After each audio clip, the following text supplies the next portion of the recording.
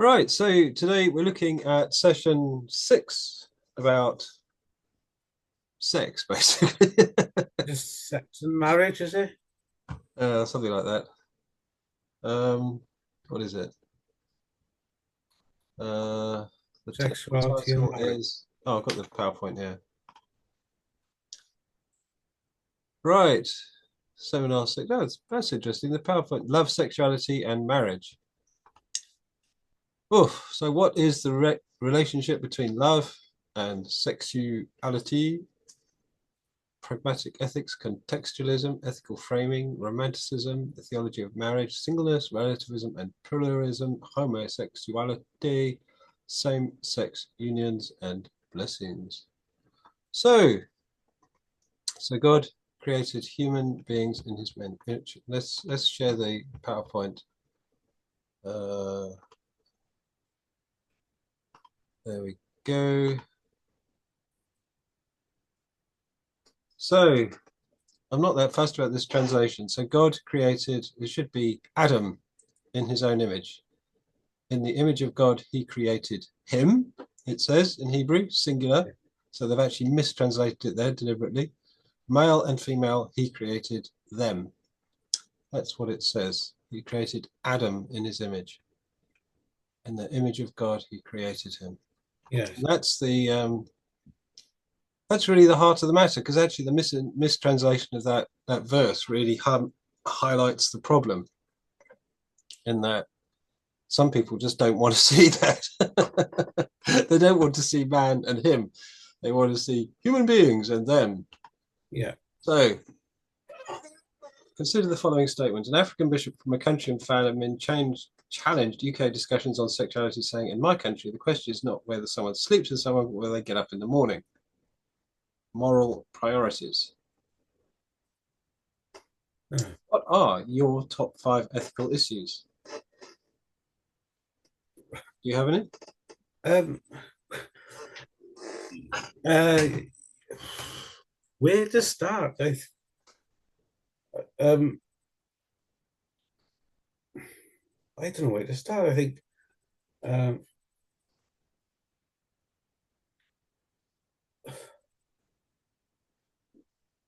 the mist. Well, what is that? Christianity influenced society for thousands of years, but now that society has moved away from Christianity, they're still using Christian words and justifying them in secular morals, if that makes sense. Yeah, no, I agree. I think that's very well put. So I have issues over the use of the word of love. I love my car, but it doesn't mean I'm going to marry it, does it? Do you mean Right. so? Love is taken out of context. So So, in other words, the word love can have a very broad range of application. yes, but if you was to define it through a Christian understanding, you have to associate it with covenantal law, in my Well, view. is that so? Because if you look at, for example, in the Old Testament, the Hebrew word ahav translates the word love, Yeah, or normally when the word ahav appears, it translates it as the word love. And really, the word ahav you can use in almost exactly the same way as the word love. So you can but say, I love my dinner, I love my car, I love my cat, I love my wife, I love my kids, I love my king, I love my country. but And all of those things you're implying different things, but they're all kind of correct in their own way. I think I do think the idea of love being romanticized to somewhat. I think when you use it in terms of affection or relationship, I think it can hold a deeper meaning. Um, I try and reflect this on marriage, to be honest with you, because if you view marriage as a covenant and a contract, a covenant between humanity and God, or man and God, or whatever, um, and you use the context of love in that, use love in that context, then it takes on a completely different meaning. And to use it then in a secular world, I think is wrong. So I think when you mix love and marriage together, I think you've got a dangerous concept of what marriage can be. And I think So that's the how do you think the proper use of the word love would be then in that context?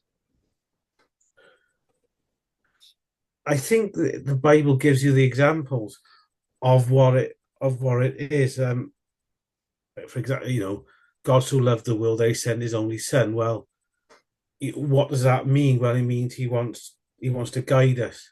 He wants to give us opportunity to redeem, repent. It's a lead, to be a leader. It's to um When it says he sent his only son, it's to be a sacrifice for our sins. yes, but to redeem them to himself, all that he is his. So he sent Jesus to redeem us. Yeah. Well, that's not me loving my Sunday dinner, is it? That's completely misunderstanding of the word love. Well, because so I think you've got to be careful how you use the language. Um, every covenant that was presented to us was through God's love. You know, when you unite man and woman, a man and woman will be bonded together. That is God's love. It's the bond. If I cannot show God's bond to my wife, or my wife cannot show God's bond to me, how can I show God's bond to my neighbor, then to my So community? you made a really interesting point then. So what, if you like, is the proper priority of love then in marriage?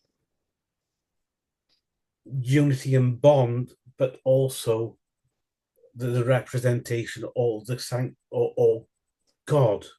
It's it's the bonding or united of man and woman. It's it's becoming one. Yeah, it's becoming one. I'm trying to work it out. If you take man and woman as two sides of the same brain and you mix them together, you have God. If you know what I mean, you have God on earth and human, where you have a balance of masculine and feminine. You have a mixture of strength and compassion. It's all those. Interesting. You talk about strength and compassion. One of the interesting things is that's come up from sort of sociological studies and things is that children that are brought up without fathers often lack compassion or empathy Yeah, because one of the ways in which children are taught compassion and empathy is through rough playing because you yeah, learn the difference between meaning well to someone and being cruel to someone. You learn that subtle difference between going far enough to be fun and yeah, going too far where it stops being fun. yeah, And that actually is an important lesson to learn for children, boys and girls. And women don't tend to play roughly with children. So in other words, if children are brought up in a feminine household with only a mother, they often lack that experience of rough play, which actually is part of the formation of empathy and compassion. So I found that a really interesting kind of yeah. discovery. So I do think the idea of love is completely misunderstood in so many different especially as we move further away from the point of I freedom or the point of think I biblical. think your initial point though, that we're using the language of Christianity, but not from a point of view of Christianity. Yes, I think that's a really interesting insight. That's one we're worth holding on to because what you find then is that people talk at cross purposes yes, because they are projecting their own intention onto the word, which has a yes. commonly perceived meaning somewhere else. What you can also do then is you can mix two religious points of view and put them into one argument because you've taken two arguments out of their original context and put together love and marriage. Man marries man, man marries because they've taken the idea of marriage as unity and their idea of love, but it's not the biblical understanding of love and it's not the biblical understanding of marriage. So, not saying that what they're doing is is right or wrong, but what they're doing is not biblically accurate to the understanding of the words love and marriage. If that makes sense. Interestingly, one of the points, if you read some of the I papers made by the church in Wales about this whole thing, one of them goes through the history of marriage.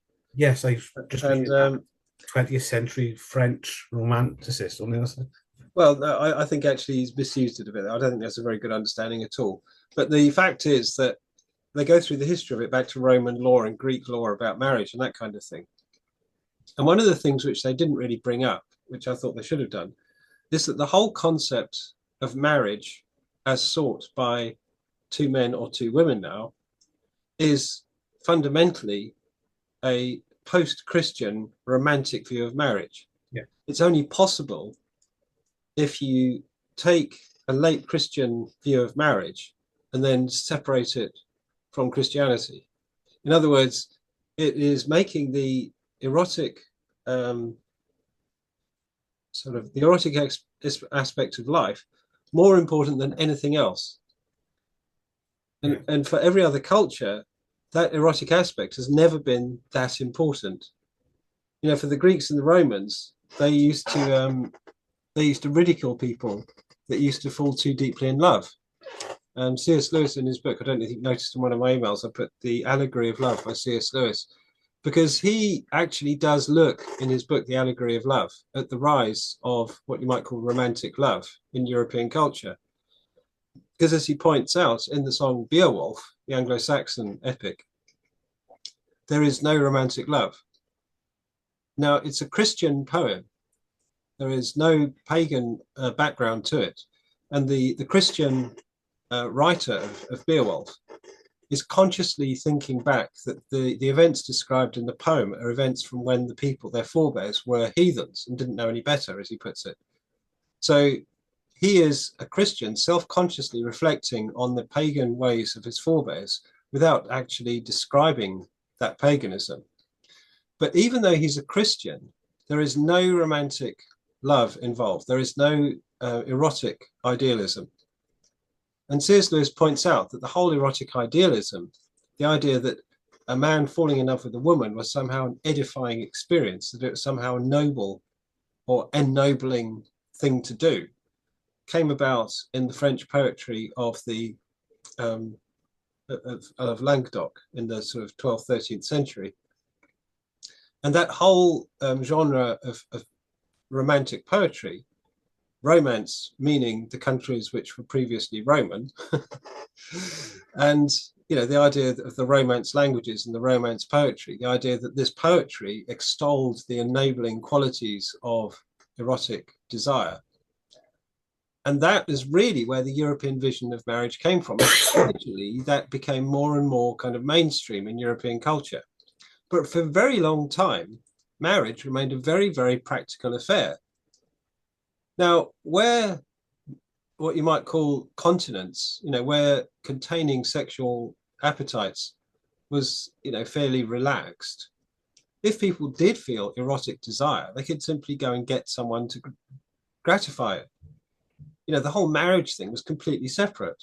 It was kind of nice if you fancied your wife, but you didn't have to fancy your wife. Yeah. You know, it's basically a business arrangement, you know, or a social arrangement. Whereas if you really got hot, you could just go off to a brothel or have a mistress. Or if you're Roman, you had slaves, you could just go out and get one of the slaves, whichever one took your fancy. So, you know, there's no particular association between erotic desire and, you know, passionate commitment and actual marriage. But there were very, very definite constraints around what constituted marriage in law, because, of course, a lot of it was about inheritance. And for the Greeks and the Romans, it was particularly about citizenship. But later on, it became also about property transfer and all that kind of thing. So it's very clearly distinguished in that sense. Anyway, so let's look at this slide then. How would you frame, with this context of framing, an ethical discussion about sexuality as a Christian? So, of course, it's got as a Christian. So what is the Christian frame that you'd want to put around a discussion about sexuality? First of all, what do you think sexuality actually is? Well, it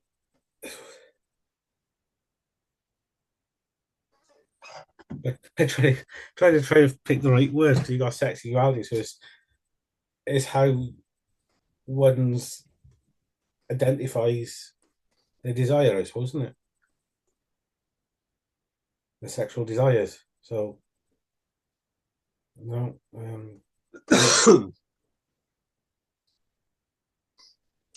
What does that? How does that sort of? yeah, sexual What desire. kind of? How do I frame this question? Um, what does that have to do with being human then?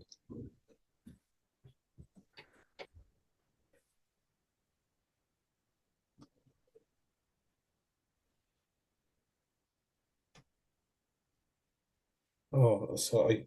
Um, well, as a Christian, we firstly, material point of view was made in the um made for one man for one woman, or male for female, to say rather than one. Um,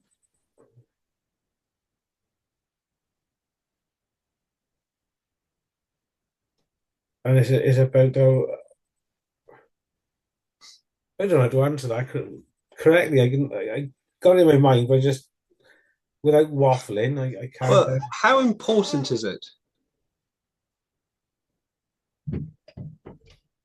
Well, I think as a Christian, it's basically very important to how we understand or interpret the Bible. We'll put it another way. Can you live without having sex with anyone? Yeah, it's possible. Um, How possible? so with a lot of discipline, I suppose you could live a celibate life. Um, If there is no means of sexual gratification, is someone going to be physically debilitated by that? well, no, not really. No, I think you're right. No, because you know talks. There's a lot about the spiritual world and yeah, no, it's you won't need it. It's not. So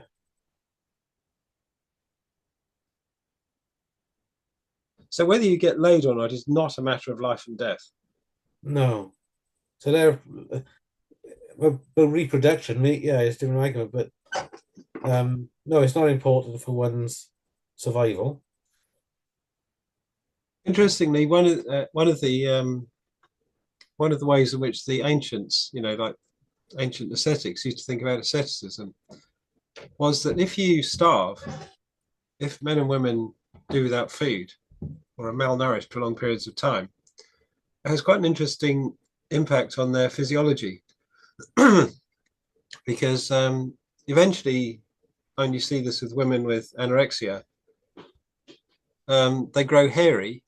The hairs on their arms and legs grow long, and they also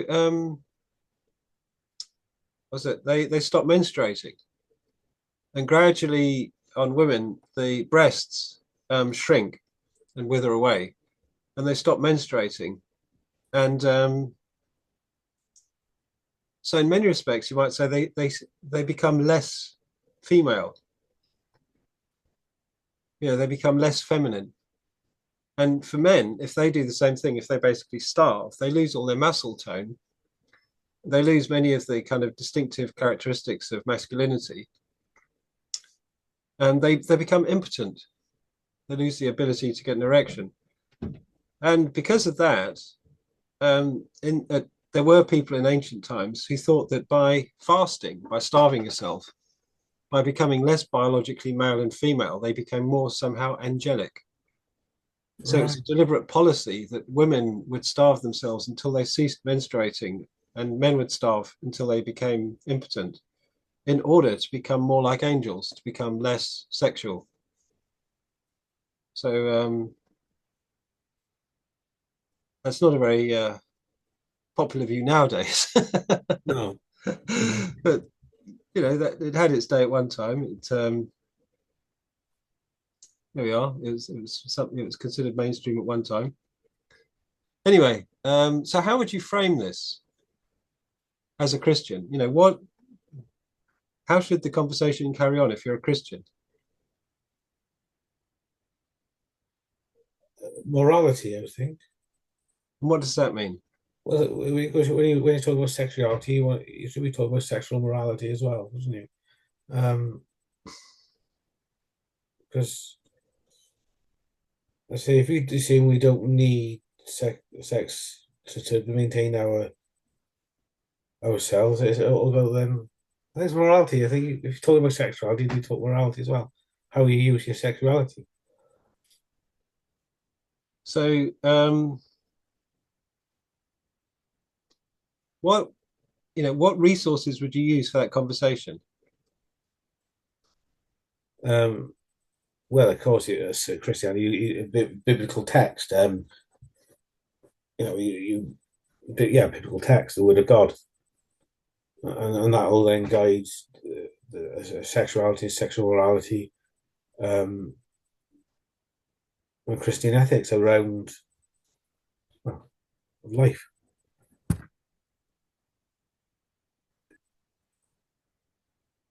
There we are. Yeah. Um,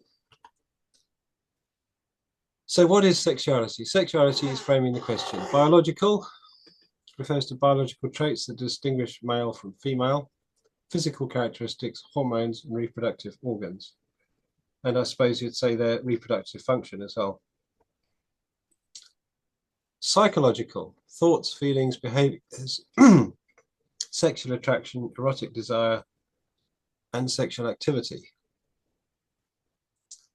Um, social norms, social expectations, and power.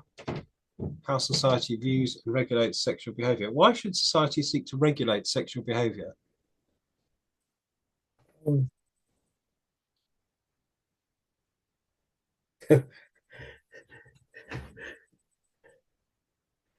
uh, You'll go from a story from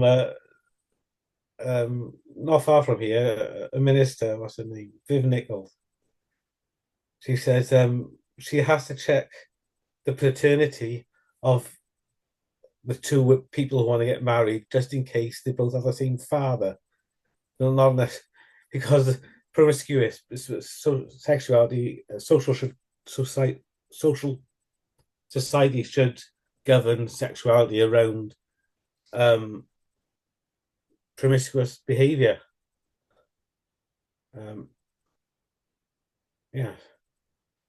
Well, obviously, incest is something you'd want to avoid. So that Well, would be no, no, a kind of that would the, probably be avoided in they, most societies. they did I know they no. had very, very strong taboos about incest in the Pacific. They didn't realize they had the same father until they looked into it further.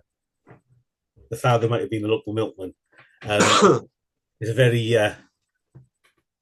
interesting.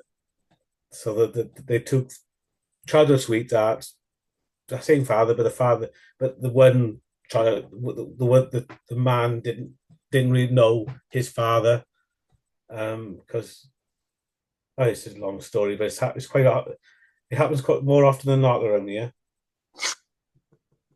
It's something in the water. Right. It's always raining. That's the one thing. There we are. So, uh, um, okay. And Christian, sexuality is a gift from God intended for the context of marriage between a man and a woman, seen as a reflection of the intimate union between Christ and the church. Yeah. What,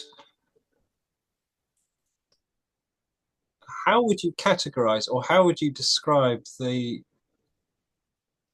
differences between these four aspects, which you might use as a frame for discussion? And by that, I mean, um,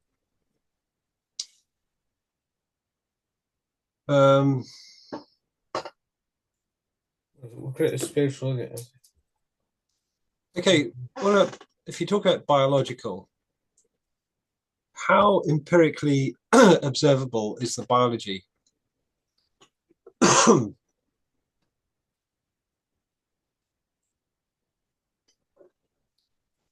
mean, is that objective? Can you measure it? Well, the biological aspect, yeah, you can. You can see the difference between male and female, can you? So Um, when it talks about hormones and reproductive organs and perhaps reproductive function. Would that change over life? It does, yes. Yeah. So in other words, that aspect of life, say in a small child, their reproductive organs are present, but often in a very small way. Yeah. They become more, if you like, obviously present as the child grows into puberty, and then Yeah. becomes what you might call sexually mature. So then they're all present and correct, hopefully. They're then at their probably peak of reproductive ability shortly following sexual maturity. And then gradually the reproductive capacity declines. Men, it declines, I think, quite slowly, and men can often have children well into their old age. But women, it declines quite steeply. You know, in their 30s, it starts going downhill and then it goes downhill very quickly. And then by the time they're 40, they'll probably struggle to conceive naturally. Yeah. Although some women do break that, you know, that norm. And then postmenopausal women, from a reproductive point of view, are completely non-functional. So therefore, the hormones and the body, the physiology, the biology will reflect all that. But when it talks about the psychology, the individual's thoughts, feelings, and behaviors, what you might call the inner life, how does that, where does that come from, and how changeable could that be?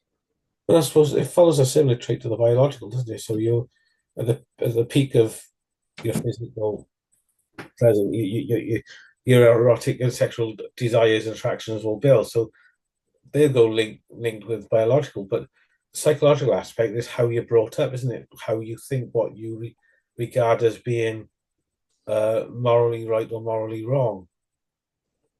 Well, because it's talking about the psychological, it's really talking about the individual's thoughts, feelings, and behaviors. So this is really talking about the inner life. So if it's a moral faculty, then it'd be talking about the inner conviction of right and wrong to do with that, rather than one superimposed, although they might have the inner conviction from elsewhere. So, but I would argue that the psychological aspect can actually change, Okay. in that a lot of teenagers are very confused about their sexual Yeah. attraction.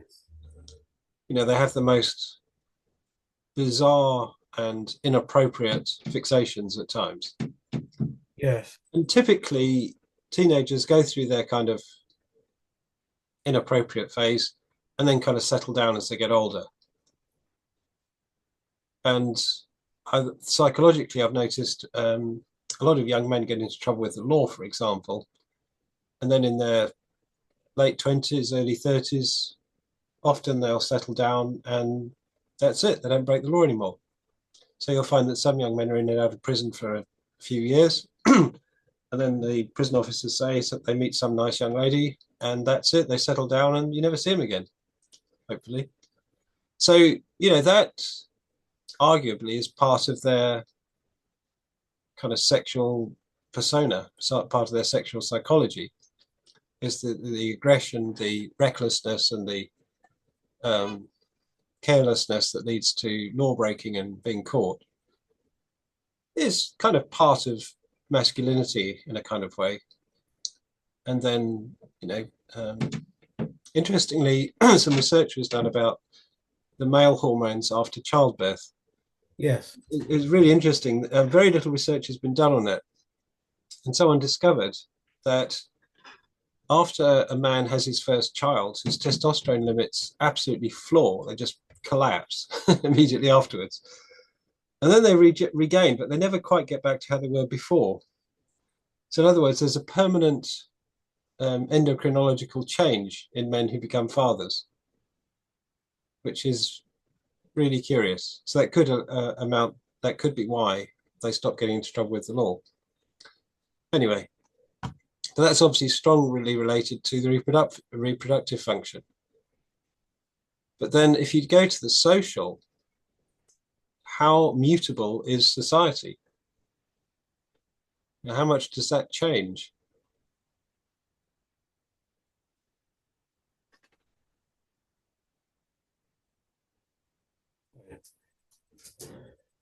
I think it's changed drastically over the last 10 years, hasn't it? It has. Is that kind of change typical, though, historically? Probably. You can go back to the 60s, I think, when it all started, isn't it? If you go back, say, before World War II, how changeable was society? I, I wouldn't, I don't know. I would imagine it was I fairly stable. I would fairly, think it was actually. It was pretty stable. I think everybody knew their place and But just, we're talking about sex and marriage. Basically, marriage hadn't changed an awful lot for quite a long time. no, They talk about the formalization of church weddings in that one of those papers from the church in Wales. That's in the 13th century when it became normal to seek a priestly blessing, when getting married. But that's that if that's 13th century, then there's at least 700 years or 600 years when things just basically stayed the same.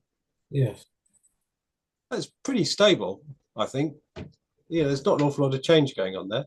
You've got the slow rise of what you might call romanticism, and then that whole idea of romantic love becomes quite important actually in the 19th century, and that definitely reaches a kind of epitome then.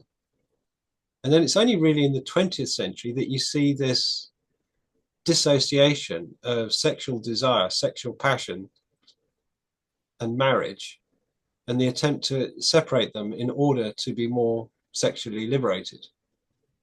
So you see the Bloomsbury set, you see T.H. Lawrence, Sons and Lovers, Lady Chatterley's Lover, and people like that kind of experimenting with free love and the ménage à trois and the ménage à quatre. The various kind of mixed affiliations. And that kind of became more and more mainstream until you got the present condition where to get married is seen as a kind of minority occupation. Most children now are born outside wedlock. So I would say actually that the changing society over the last 70, 80 years, I'd say is actually historically an aberration. That's a very, very unusual thing. Normally associated with the kind of collapse of civilization or something, which normally is associated with economic collapse or something like that. yeah. Like, see, you look around us now, and I think, like, goodness, what's happening with society and all manners of identity and sexuality and all this. It's interesting times. Yeah.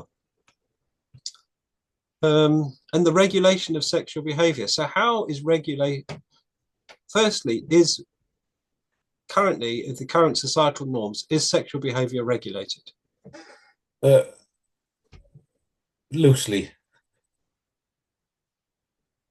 How would you say it's loosely regulated?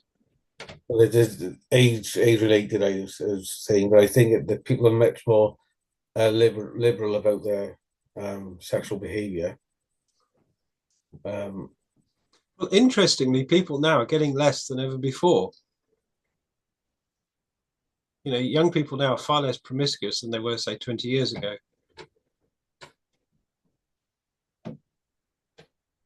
So it would seem as if there are stronger regulations about sex now than there were, say, 20 years ago. Stronger societal, limits on it. well, that's interesting because I 20 years ago that would put me smack bang in the middle of the of more relaxed behaviors. Then, okay, that's Yeah.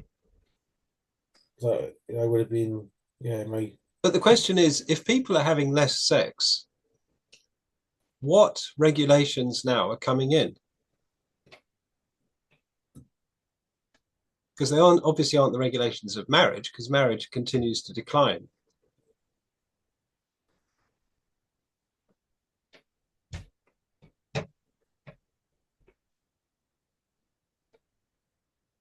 I don't know.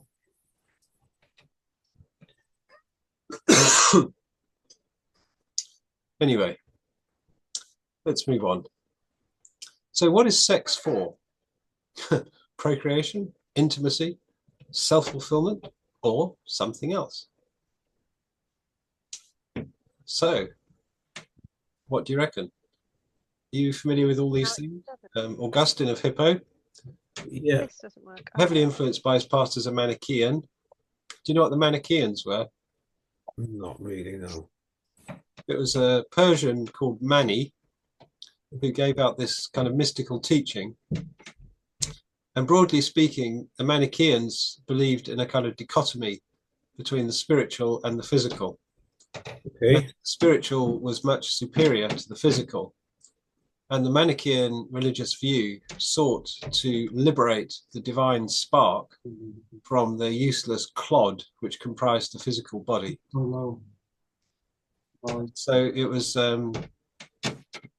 it had a certain Platonic sympathy with it. Plato also had this idea of the spiritual superseding the physical, and the idea of the kind of ascension through the spheres and all that kind of stuff. So, It says that there is a microphone.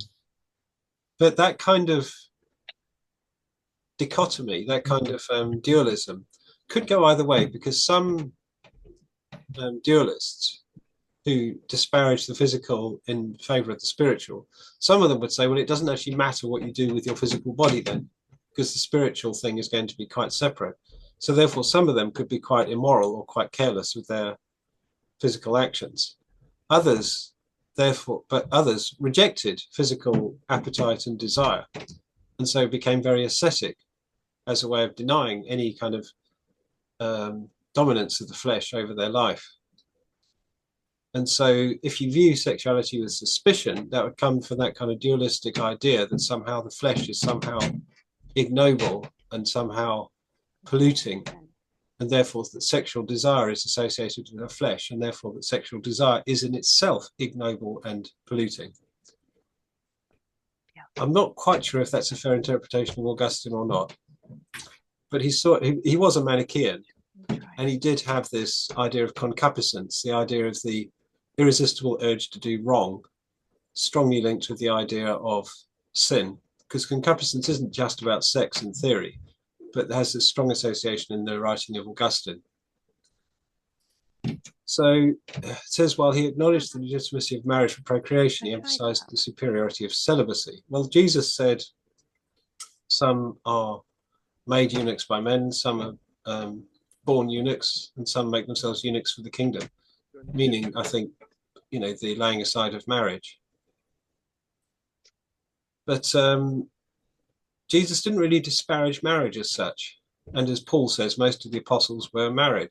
It's unclear who precisely was married or unmarried, but Paul, as far as we know, is the only one that definitely wasn't married at any time. So it could be that the other apostles were all married, in which case you might say, well, who are we to know better than they? Thomas of Aquinas, obviously a medieval thinker, saw sexuality as a natural drive with twofold purpose, procreation and the strengthening of marital bonds.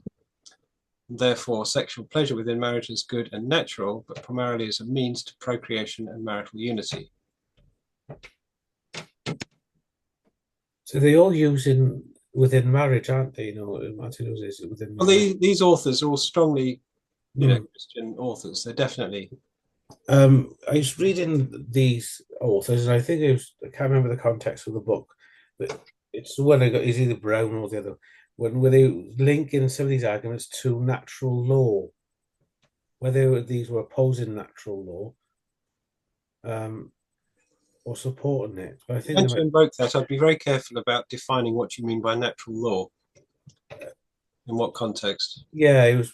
Yeah, I think it was the reading material being recommended. I think might be for this this course, but it was. I can't remember. I think it was using them as against the idea. To answer you. There we are. So, and Martin Luther acknowledged the importance of marriage for procreation, also recognize the value of pleasure within marriage. So in other words, it's not just neutral, it's actually valuable. A gift of God, a means to strengthen marital intimacy. And he was critical of the monastic ideal of celibacy and emphasized the importance of marriage as a legitimate and fulfilling vocation. What is the problem with emphasizing the superiority of celibacy? Hello, Rachel. Nice to see you. Hello, I'm sorry to be such a disaster Yeah. as usual. Well, it doesn't allow for much continuation of the species, does it? No. Have you heard of the Shakers? No. There's a group in America who used to shake, hence the name Shakers. And they're known for their fine furniture. So you get Shaker furniture, which is typically very nicely made and very aesthetically pleasing, or typically quite simple in construction and design. But they were celibate, and eventually they simply died out. Oh. So yes, there is definitely an issue there. What is another problem with emphasizing the superiority of celibacy?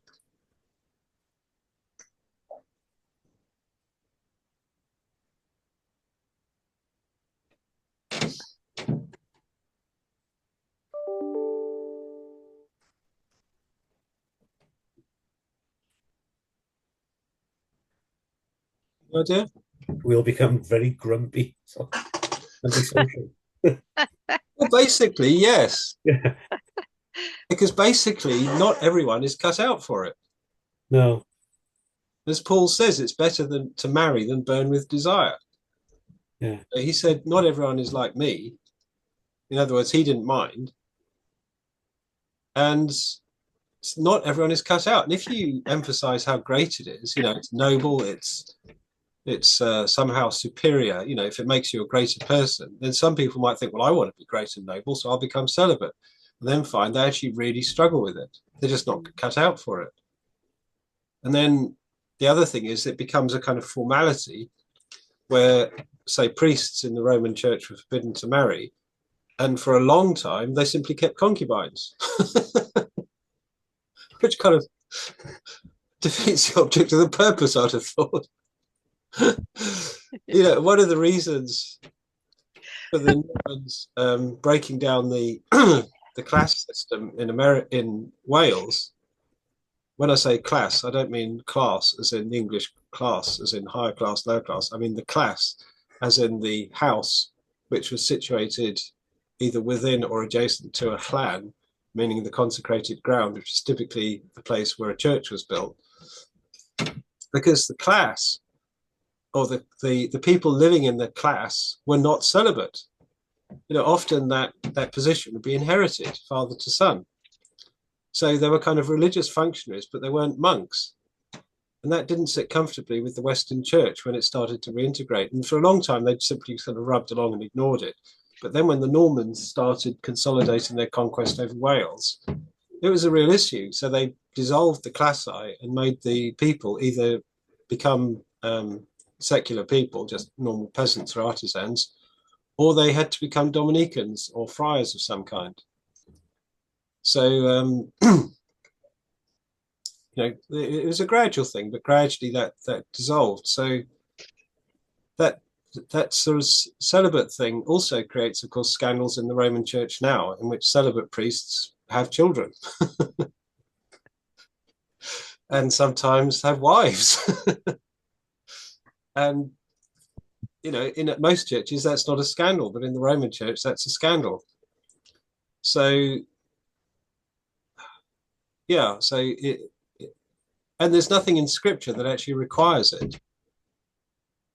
So I think there's actually a problem with putting too much emphasis on it. It's not helpful. But at the same time, you can go too far the other way, emphasizing the worthiness of marriage, in which case people that aren't cut out for marriage end up getting married, even though really they're not into it. And some people just shouldn't marry. They're just not right for it. I've got a couple of bachelor friends who are confirmed bachelors, and they just don't have any interest. One of them had a conversation with me once, and he says he thinks that part of him just kind of died a long time ago. He's just not interested. And I asked one of them, a school friend of mine, actually, I said, "Why have you ever thought of getting married?" He said, "Yeah, well," he said, "yeah, I did meet a girl once, but I was busy, and the moment passed, and that was that." So, there you go.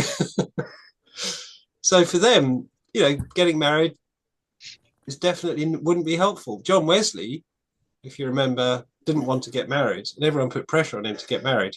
Eventually got married, and he and his wife hated each other, couldn't stand each other. They promptly separated and avoided each other for the rest of their lives. So, yeah, it's just not right for everyone. So, I think one of the great liberations of Christianity regarding marriage is that it took away the social pressure to marry, which the Greeks and the Romans and the Jews all felt very keenly at times. To be a good citizen was to get married and beget citizens. And the Christian actually could think, well, actually, I don't want to marry. God thinks it's fine to be single, therefore I'll stay single. Of course, you have to be chaste. And for the unmarried Greeks and Romans, they didn't have to be chaste. They could shag whoever they liked. But the Christian had to remain chaste. But if they didn't want to, they didn't have to. And that social pressure was removed. And likewise for Israelites, for Jews, there's a strong social pressure to marry within the Jewish community, which once they became Christians would then suddenly become much, much less or just totally disappear. So for those that just didn't want to get married, they were then absolutely free to stay single, which, which was good, basically. I think that's good. That's, it avoids both extremes. But obviously they got the idea of actual sexual pleasure, which Augustine viewed with deep suspicion, which Aquinas thought was kind of neutral and good and natural, and which Martin Luther thought was really good.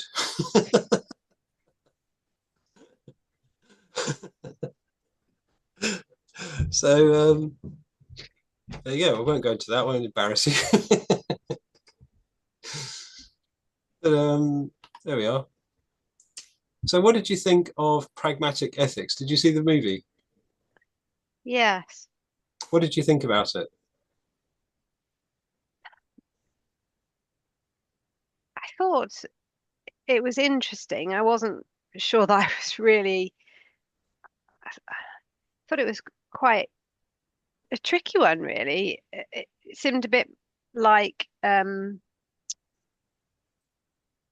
consequentialist ethics to some degree, but Yeah. even more so, really. Yeah, I agree. Consequentialist, yeah. Yeah. And again, I thought, well, it's all very well, but you know, how, for who and how do you judge it? So it's all very kind of relative, isn't it? Absolutely, yeah. You're absolutely right. How do you judge it? That's one of the things I put in the email, because the whole thing about pragmatic ethics is they talk about that which is beneficial or useful. Well, how do you evaluate what's beneficial? How do you evaluate what's useful? If the whole ethical paradigm is based upon the idea of benefit and use, how do you define those things? What assumptions are you bringing to it before you even start? And to my mind, those assumptions didn't seem fully recognized and described in advance. So I'd view the whole pragmatic thing as somewhat, blinkered, as somewhat naive approach, in that it took certain things for granted without actually naming them. So Fletcher, a proponent of situation ethics, argued that there are no moral rules regarding sexuality. Do you agree? No absolute moral rules regarding sexuality. The morally right situation, right action, is the one that promotes the most love.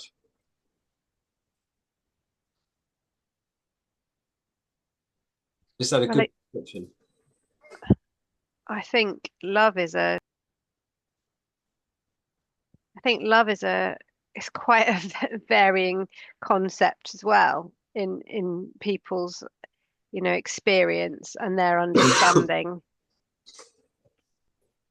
Yeah, I agree. So what do you mean by love? That's what I'd want to ask him. What's love? Yeah.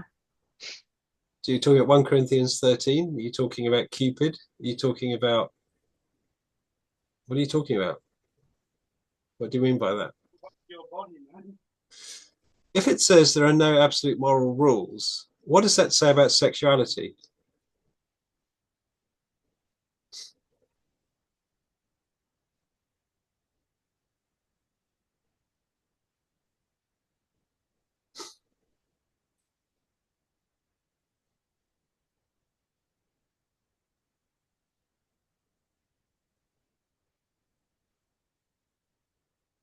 Bearing in mind, you have to have an epistemological relationship to something to actually make an ethical judgment about it. Hmm. So what does it say from an epistemological point of view?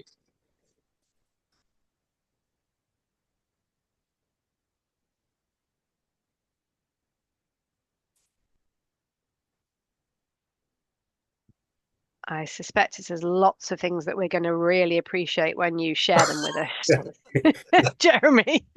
Nicely put. Well, I'd say that it assumes that sex has no moral charge, that it doesn't actually have a moral value of itself. But I'd also say, actually, the only way it could have no moral value at all would be for it to have no intrinsic meaning at all. So is sex intrinsically meaningless?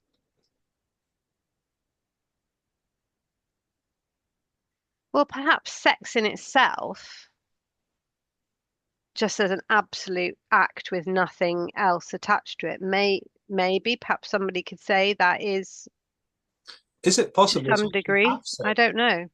Is it possible to have sex without anything else? I think that some people like to believe that it is. I'm not so convinced about that myself. I agree. Some people would like to believe it, or at least some people would definitely say that they'd like to believe it. I'm not sure they'd actually truly like to believe it themselves, actually. I think personally, everyone knows there is actually a meaning to sex, although at times it's inconvenient. And therefore, you have these statements about it was just meaningless sex. Well, I don't think there's actually any such thing as meaningless sex. All sex is meaningful in some way. The question is, how is it meaningful? What does it mean in a given context? So therefore, I would say all sex actually has a moral charge. And I'd say that's one of the big differences between sex and, say, eating. I'd say you can eat without any particular moral advantage or disadvantage. If you simply have a piece of food, it's not going to confer any particular moral standard on you. You can eat to excess, or you can become excessively preoccupied with food, or you could starve yourself through some madness or delusion. But the food itself is neither here nor there. Simply putting food in your mouth is I'd say, a value neutral activity. But sex, I would say, is not a value neutral activity in the same way that putting food in your mouth is. I'd say it cannot be. Therefore, to argue there are no absolute moral rules regarding sexuality, I'd say actually is deeply flawed. That cannot be true. That's only true if it has no meaning, and I don't think it's possible to have sex without any meaning at all. So there you go. So from a pragmatic point of view, you could have sex purely as self-expression, purely as self-fulfillment, or sex as commodity. Is that true? Obviously, from a pragmatic point of view, that's a very practical way of describing it. It's workable. From a certain point of view, it could be beneficial and useful. So a man or a woman who wishes to engage in sex work might view it as a commodity and find the income useful. So that could be absolutely, a robust ethical framework in which they're practicing their sex work. Someone who wishes to simply pursue self-fulfillment may experiment with sex in all kinds of ways, and that quest for discovery and self-fulfillment, and explore all kinds of ways and means and what's the word, combinations that could intensify or vary the experience. Likewise, as self-expression, is that true?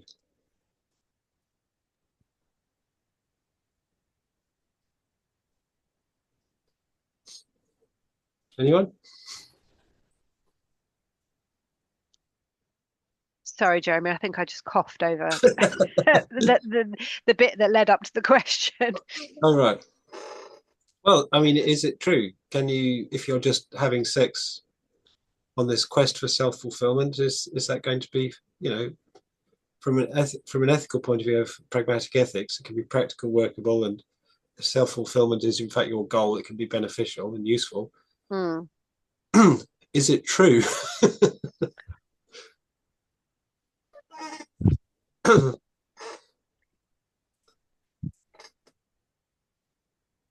Again, I think that, sorry, Neil, would you like to say anything? No, no, carry on. I'm conscious that you and Jeremy have been having a wonderfully good chat until I've come, and now I'm sort of Oh sort dear, of I've been browbeaten now. I mean, I think again, all of this stuff just drives me a bit insane because I think that the question again would be, well, what is truth, in this day and age? So where are you grounding your truth as to how you then, you've got to have a position from which you're starting from to be able to then follow to work anything through, haven't you? I would say potentially. So you've emphasized that link between epistemology, the theory of knowledge, and ethics. What is truth precisely? Mm.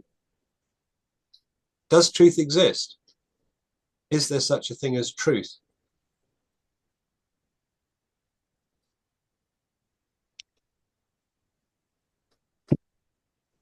I mean, I think that there likely is such a thing as truth, but but but whether we would ever get any kind of agreement on it in this lifetime, Does I, truth depend upon people agreeing about it?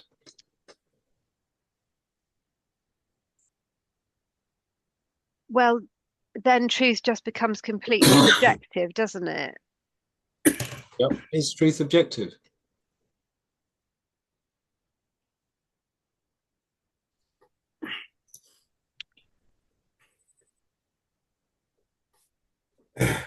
When you have, excuse me, when you have biblical law and society, then the morals are there to have, the law is there to argument the morals. I think what was that part of the? Sorry, I think I've struggled to talk a bit. Or coughing. How does Scripture deal with truth?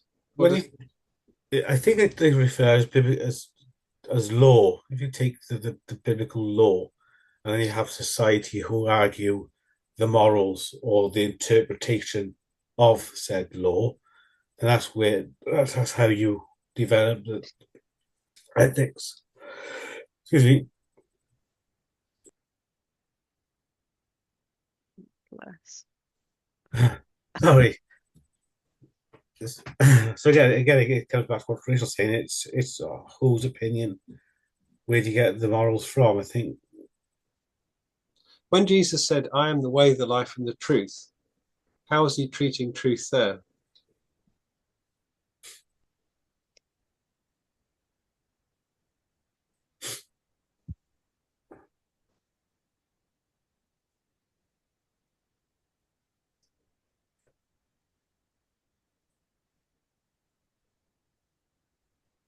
Uh, well, that's biblical law again.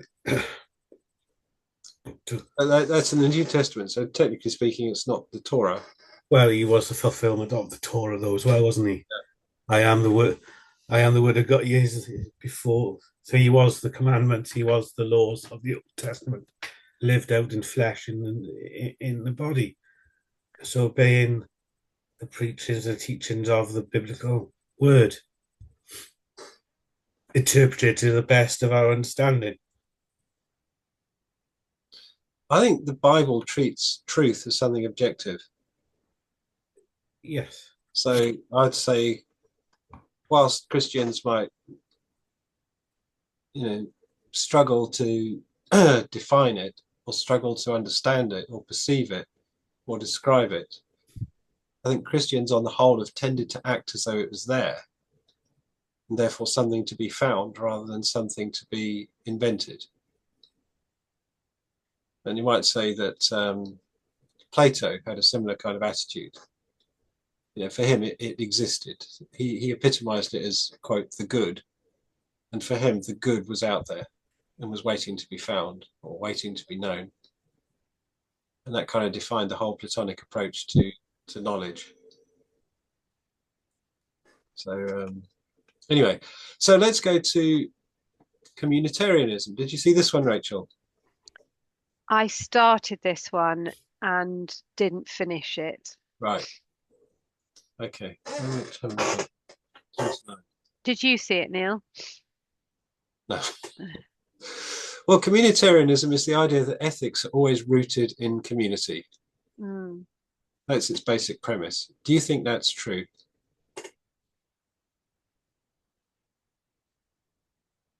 The ethics are rooted in community, sorry. Yeah.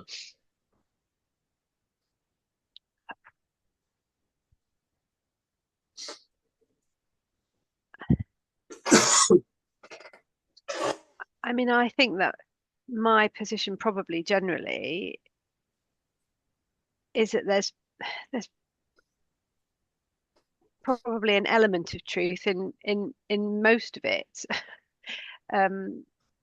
But it's how dogmatically we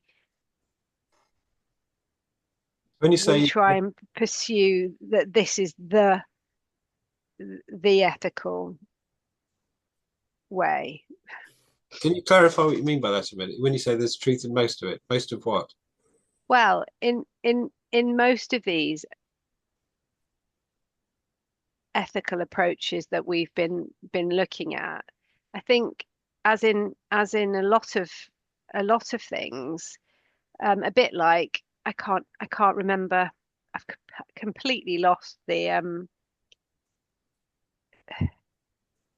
lost it. Theories of the atonement. Is that Yeah. it? I think they're all, my sense of things is that they're all things that we can hold on to and that we can take from them what things that are of use, but really it's a sort of all and rather than a. Yeah. I agree completely about theories of atonement, in that, to my mind, what Jesus did for us on the cross is beyond our understanding Mm, and is very profound and wide and deep and at once very simple and very complex. And therefore, I think it's quite possible to meaningfully describe different theories of atonement as true, even if they don't imitate each other exactly, because I believe that what Jesus did was vast. And therefore, each theory will describe what you might call an aspect of it or a facet of it. mm. So I'd agree completely with you in that respect. So when they talk, for example, about the commercial theory of atonement, about the idea of satisfaction, I think there's mileage in that, even though it's very unpopular nowadays. And there's also mileage, I think, in most of the models that I've read. So in that respect, I'd agree with you, but I'd see it as like facets on a jewel, where no one facet can actually illuminate the whole jewel. But is that the same in this? Well, I think that there are probably things that are less, depending who you are and where you come from, then you are feel more going to feel more led to any or of these different ethical models, which is why we've got them. And, Let's return briefly to pragmatism. yeah, that's perhaps the one that if I was.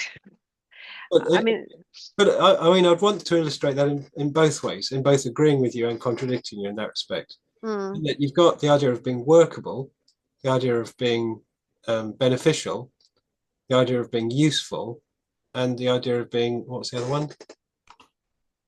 Practical, workable. Doable, isn't it? Or no? Practical, workable, beneficial, and useful. Now, we know what all four of those words mean.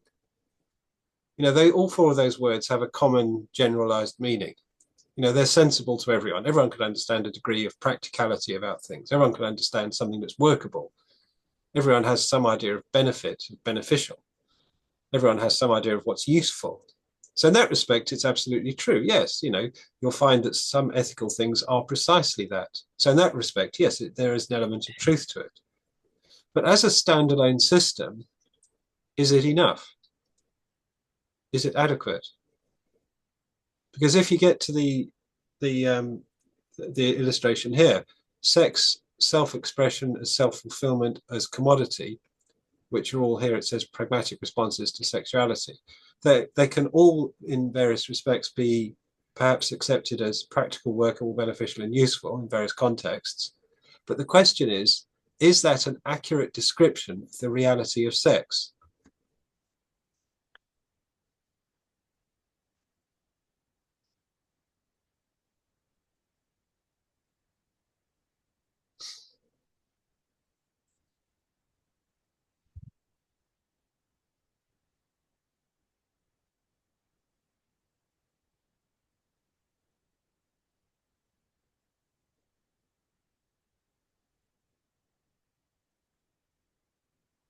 What do you think, Neil?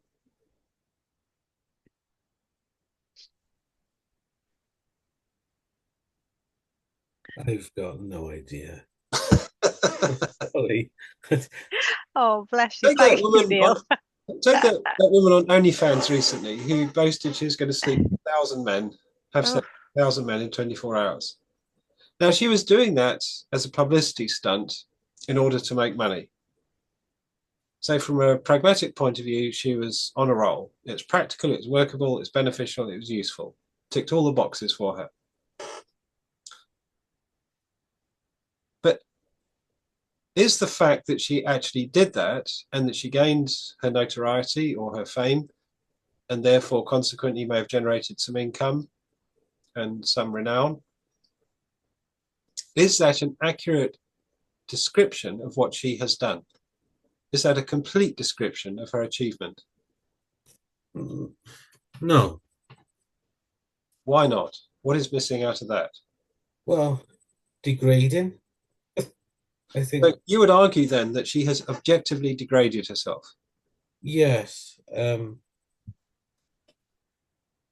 But upon what basis would you argue that she has objectively degraded herself? Uh,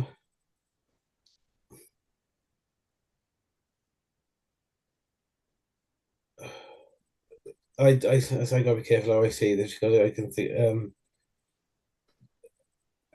the idea of uh, commitment's got one man, one woman committed in a faithful manner. Uh, promiscuity is too.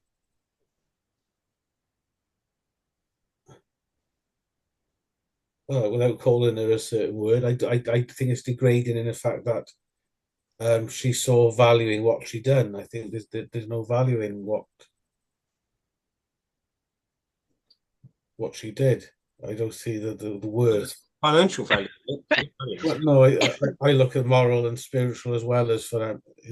I think if you go back to the slide where I guess this was saying about um, the sacred spark and the flesh. I think is sexual expression is best suited in a relationship opposed to a publicity stunt. I think. Yeah, well, the Christian traditional view was that it's strictly a monogamous, permanent, exclusive relationship between a single man and a single woman. That the two of them form that relationship, and that is what marriage is, and that's the proper context for sexual behavior. Yeah, I don't see how. He wasn't Yeah, engaged. So if but are we now looking at the outcome rather than the actual? well, if Neil is right, if she has degraded herself, that means she has objectively somehow harmed herself by doing that. She has somehow reduced herself or injured herself simply by doing that. yeah. I would not hold her in much value. I would not value her as a. Well, I mean, that could be considered simply your opinion. Yeah, it is. Yeah, I wouldn't find her Yeah. as So value the as a. question is, though, from an ethical point of view or from an epistemological point of view, is sex a value neutral activity which can simply be utilized for self-expression, self-fulfillment, or commodity, as she is doing, or is it something else? If it is something else, one would expect there to be a consequence to the misuse of sex. If it is a value neutral activity, you would expect no particular consequence. So if it is in fact a value neutral, meaningless activity, then it's no more important that she had 1,000 men than she ate 1,000 hot dogs. You know, she might feel a bit queasy after eating 1,000 hot dogs, but once you got over the queasiness, you'll be fine. You know, there's no harm done. You may not want to see another hot dog again, but you know, you won't have any lasting damage.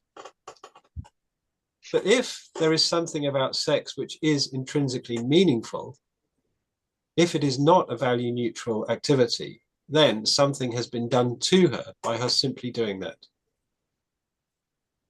If it is a value neutral thing, then the pragmatic description of it is accurate and complete and adequate.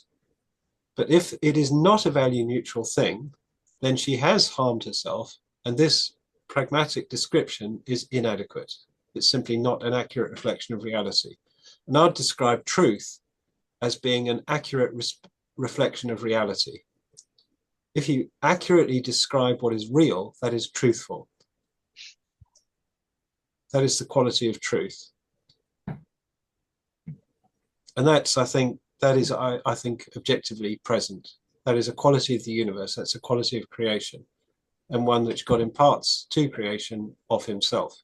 In other words, the quality of truth is a divine quality which God, out of his will, out of his wisdom and his loving kindness, has imbued into creation itself. So therefore we can perceive truth and we can deal with truth. And that's a highly theological description of things. So to get back to communitarianism then, is ethics necessarily part of the community? And obviously here, the thing about Hawass, who is a Christian, and he talks about it within the Christian community. But in the broader way, is ethics necessarily part of the community? Or is it separated from the community?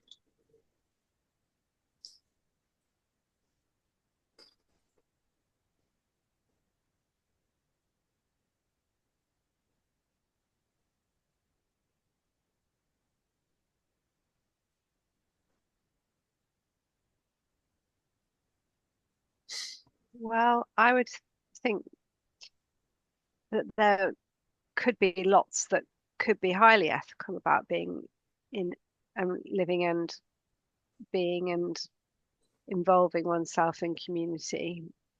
And but I guess again, community can be quite a varying thing. Oh, I mean, certainly, yes. Communities can be enormously varied. yeah. Can you meaningfully talk about ethics without community? Well, I think, one's ethical on one's own in a bit of in a void in one, really. So actually, for anything to mean anything, it's got to be relating to somebody else. Yeah, I agree. I think you're right there. I think you're absolutely right. So there is something intrinsic, I think, to community and ethics. Somehow they're necessarily bound up together.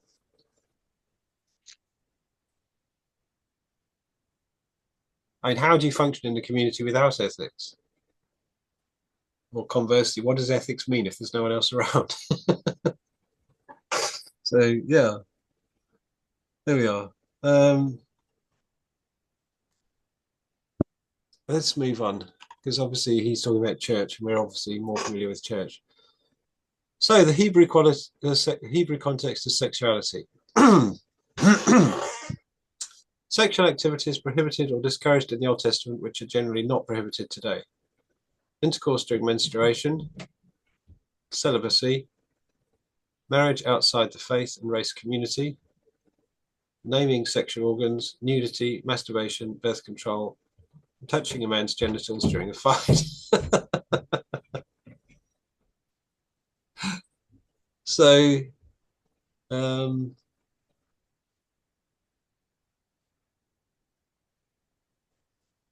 firstly, I don't know, how much do you want to go into this? Celibacy. Are there any celibates in the Old Testament?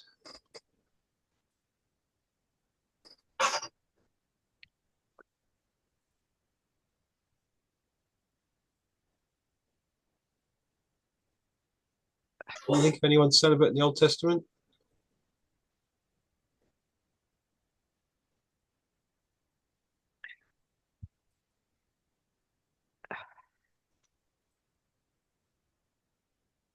I think you can answer for the team here, Jeremy. I think there's two. There's Elijah and Elisha. Oh, yeah, okay. Can't think of anyone else off the top of my head. But I can recall no reference to either of them ever being married or having children. So as far as I can tell, they were celibate. So Elijah and Elisha are actually high status individuals in the Old Testament. So whilst it was not common, and whilst there was social pressure to marry, because obviously there's this whole thing about perpetuating the nation and the tribe and the family and all that kind of thing, it was not, if you like, totally unheard of. What about marriage outside the faith and race community? How is that described in the Old Testament?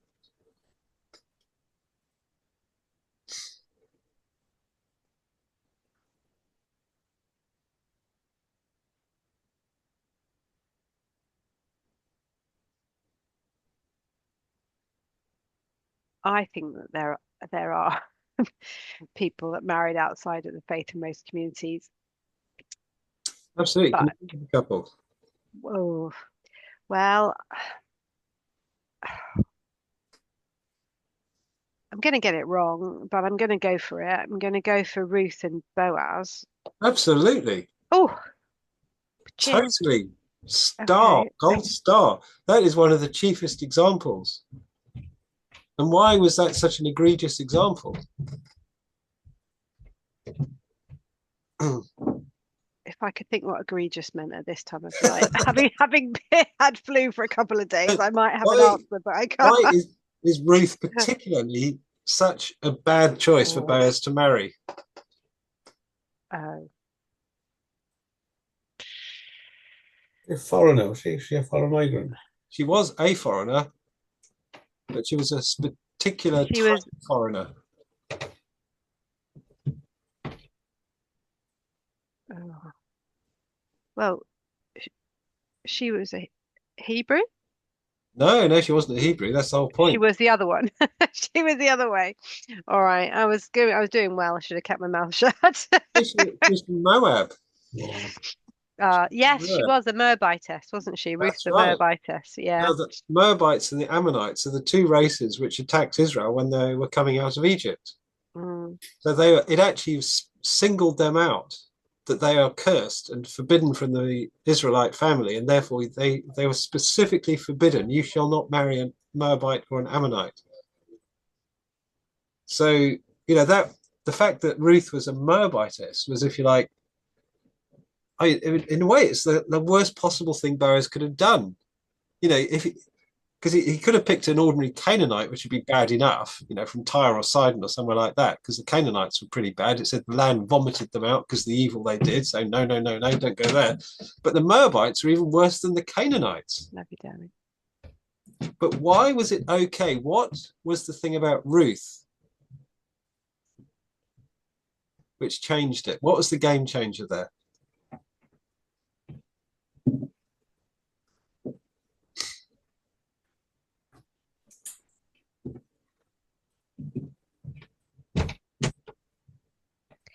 It was her faithfulness to her mother-in-law, was it? You remember the little speech she gives? There's a very famous speech which actually sums up, if you like, the reason that in Ruth's case it was okay. She said, where you go, I will go. Where you stay, there I will live. Where you die, there I will be buried. And that's her personal commitment to Naomi. And then she says, your people shall be my people. Your God shall be my God. In other words, she has totally abandoned her Moabite ancestry, her Moabite identity, her Moabite gods and everything. She has utterly relinquished all of it and completely gone into Israel to become a good Israelite. So if you like, that's the paradigm of repentance. You abandon everything from outside the kingdom of heaven and you enter the kingdom of heaven and embrace wholeheartedly the presence of the living God and his people. And that is exactly what she did. So that is an absolute, grade A example of repentance. And that, if you like, that's one of the signs in the Old Testament that the gospel of the kingdom is always going to be universal. There's always going to be this breaking out from Israel to the rest of the world. But that condition of repentance, but it also highlights the reasoning behind the separation. Because when it said about the Israelites not marrying the Moabites or the Ammonites or the foreigners generally, the Canaanites or anyone, it's because he said, if you do, their gods will be a snare to you and you'll end up doing what's wrong and evil in the Lord's sight. In other words, if you marry someone that is not converted, they will lead you away from God. And that's what happened with Solomon, of course, isn't it? It said Solomon loved many women and they took his heart away from the Lord. It actually says Solomon loved many women. And it also says how he ended up worshipping the gods of Ammon and the gods of Moab, Chemosh and Molech. And it puts it in very strong language. Molech, the abomination of the Moabites, and Chemosh, the abomination of the Ammonites. And it alludes then to the fact that the worship of these gods was by offering human sacrifice, killing children and burning them in the altar, which was the absolute epitome of horror for God and the Israelites. The worst of the worst of the worst was the idea of sacrificing your own children. That was the absolute depths of depravity of the foreign religion. And that's what Solomon did, because he had all these foreign women. So the thing about outside the faith and race community is the idea of the kingdom of heaven, of the divine presence, of faithfulness to the divine presence. So for the foreigners that cleaved to the Lord, it's okay. But for the Israelite that simply marries outside, they're actually being faithless to God. They're breaking, if you like, the covenant with God. Does that make sense? And that's why, for example, in the book of Ezra and Nehemiah, when they discover that a whole lot of Israelites have married foreign women, they make them put away their foreign women. Because, of course, if they'd been like Ruth, they wouldn't be foreign women. They'd be Israelite women. So, if you like, they're not being faithful Israelites. They're not being true Israelites. They want to have it both ways. They want to dabble in the locals. And they want to also retain some stake in Israel. So that was the problem. It's the contradiction inherent in that. Anyway, naming sexual organs, I think that's just, how do you put it, a certain amount of delicacy in writing scripture. Because of course they'd have names for all these things. It's just they weren't willing to actually write down the names. They tended to use euphemisms in scripture. So the common euphemism is the word feet. And there's a little pun in the story of Ruth where it says she uncovered Boaz's feet, which woke him up when he was asleep on the pile of grain. Now, if you're lying wrapped up in a blanket outdoors and someone uncovers your feet, you actually cool down and that would wake you up. When I'm hot in a hot climate, that's what I do. I stick my feet out of the bed and I cool off. And once I've cooled off, then I bring my feet back inside the bed again. And it's a good way of cooling down. But because it's always used as a euphemism for that, for the other thing, there's a kind of bit of an innuendo going on in the story there. Ruth uncovers his feet, meaning she's going to wake him up so she can talk to him in the privacy of the night. But at the same time, it's making this allusion to the fact she wants to marry him, which I think is a really sweet sort of way of doing it. It's a very kind of delicate kind of introduction to the whole kind of you know, what's the word? What's it called when you propose? She's proposing to him basically, and Oh, so you got the little innuendo, yeah. Nudity. I can't remember what it doesn't say much about masturbation, because the only time it really refers to that is Onan, who refused to beget children for his brother and spilled his seed because he refused to do his duty.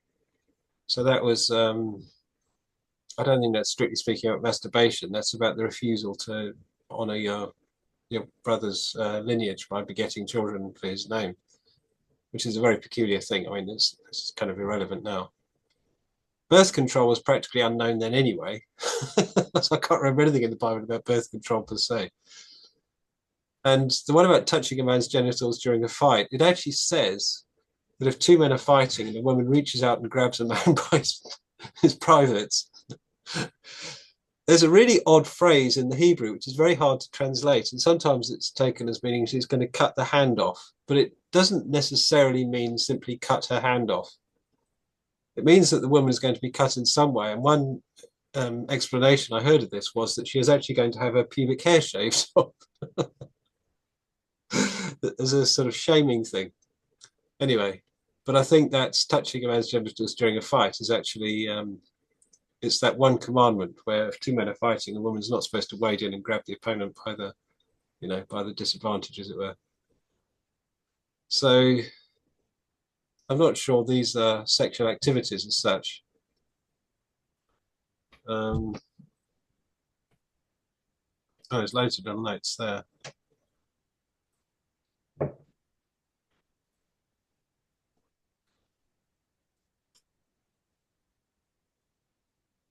But then it says most of our moral decisions are based on applying the underlying principles of justice and equality to our own circumstance and understanding. We follow what we perceive the spirit of the text, its underlying moral contents and direction, not the letter of individual verses. So when it comes to intercourse during menstruation, what kind of law would that be? ritual cleanliness. Yeah, that's basically an issue of ritual cleanliness. Yeah, I think you're right there. As opposed to what?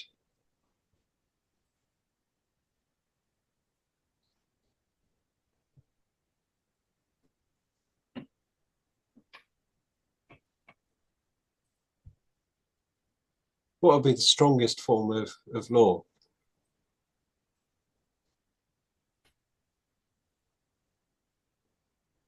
A commandment.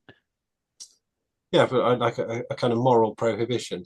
You shall not murder, you shall not commit adultery, are kind of moral prohibitions. Yeah. Whereas intercourse during menstruation plausibly would be a ceremonial thing and therefore not a moral thing as such. Okay. And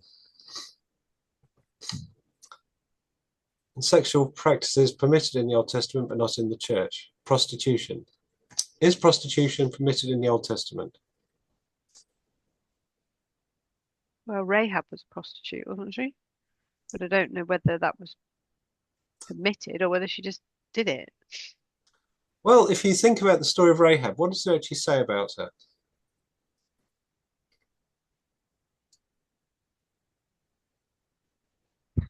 I can bandy about the names, Jeremy, but you don't push me too far. Well, when it comes to Rahab,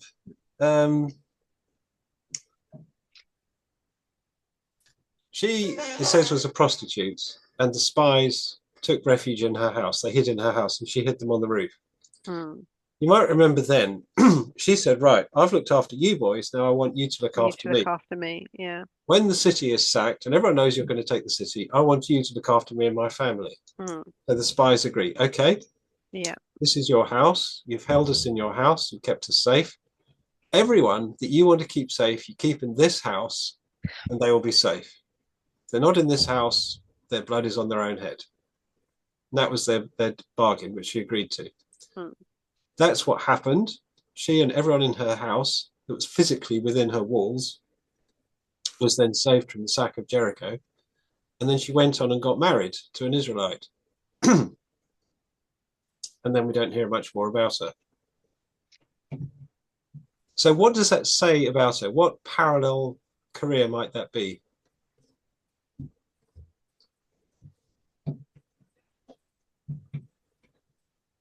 Who does that sound a little bit like?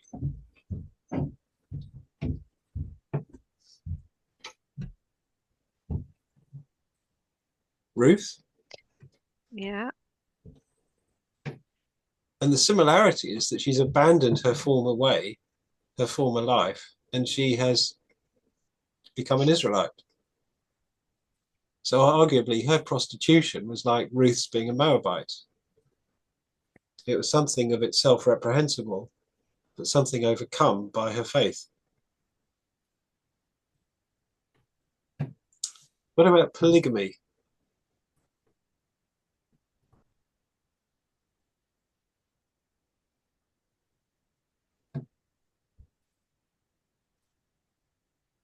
Does polygamy get a good press in the Old Testament?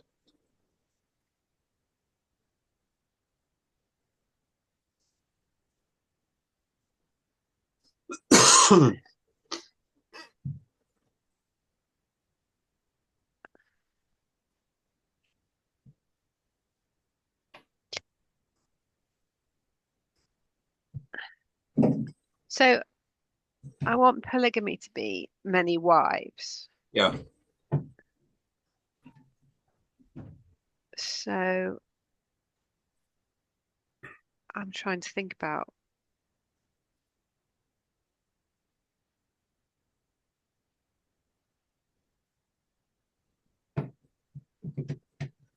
people with more than one wife, and I'm not getting on very well right now. There were some examples. I'm thinking of Abraham and Yeah. Sarai, but that's not, she wasn't a wife, was she? Hagar wasn't a wife, she was just a servant girl. Well, she began as that, but arguably she ended up as a wife. Well, that didn't go so well, if that's the case. No, I'd say it's pretty disastrous. And interestingly, up till that point, Abraham had specifically only had one wife. And he only took Hagar Because of because Sarah Sarai. was barren, and she said, well, you can conceive a child through my servant. Now, interestingly, if you read Babylonian law or Mesopotamian law, women who were in service in a temple, if they're of a certain social status, were forbidden to have relations with their husbands while they're actually in the temple service. And therefore, it was an acceptable custom, if you like, for them to supply a servant to their husbands to take their place while they're away, and that children begotten by the servant would be counted as her children. I actually read a book about sacred prostitution once, which went into the legal niceties of it all. So it's really interesting that that law is documented in ancient Mesopotamia. So in other words, Sarah's thing with Hagar was not totally outlandish from the culture of the time, from the surrounding culture. But as you point out, it didn't go well. It became a problem. What about Isaac?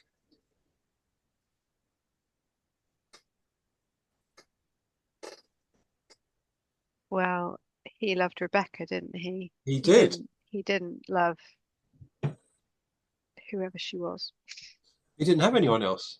Oh, I thought he didn't. I thought, didn't they trick him into sleeping with her? No, that was Jacob. Oh, No, Isaac only ever had Rebecca, and he loved Rebecca. oh, okay. And yeah, he loved Rebecca.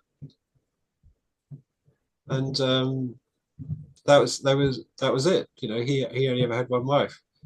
Now Jacob was tricked into the marriage. He thought he was going to get Rachel, he got Leah instead. Oh, yeah. And he worked another 7 years for Rachel, Yeah. having been tricked into marrying Leah, and then ended up having children with their servants, which you could take it the same way as Sarah with Hagar.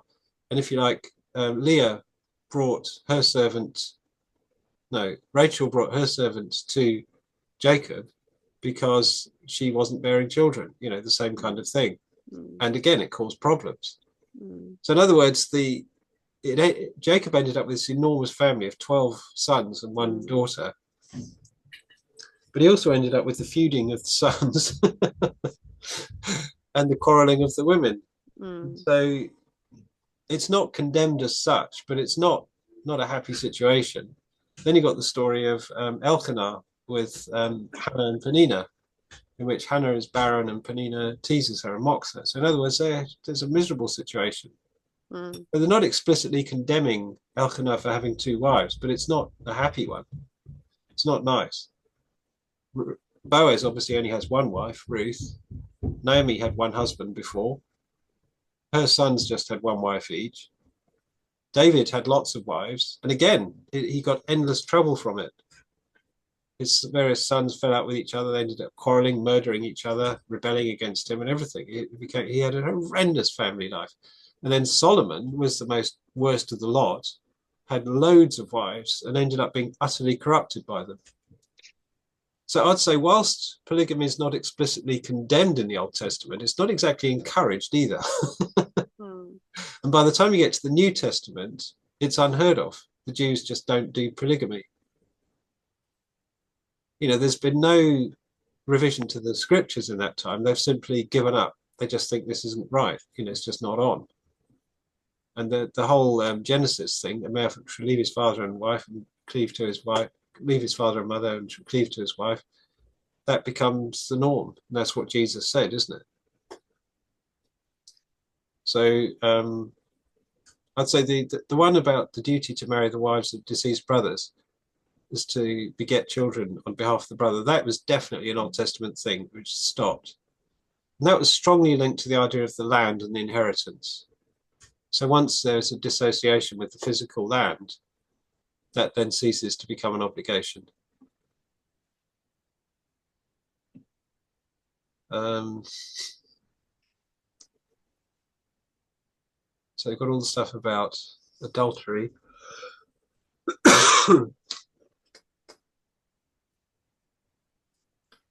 Rather youthful marriage. It says possibly a prohibition on remarriage to a previous partner. No, it's not possibly, it's definitely. It says if a man divorces a woman, he shall not marry her again. So it's a definite thing. Talks about rape, advocation of execution of rape victims who do not cry out, the forced marriage, including rape victims, their attackers. The whole rape thing, as far as I can tell in the Old Testament, is that it's difficult to prove rape.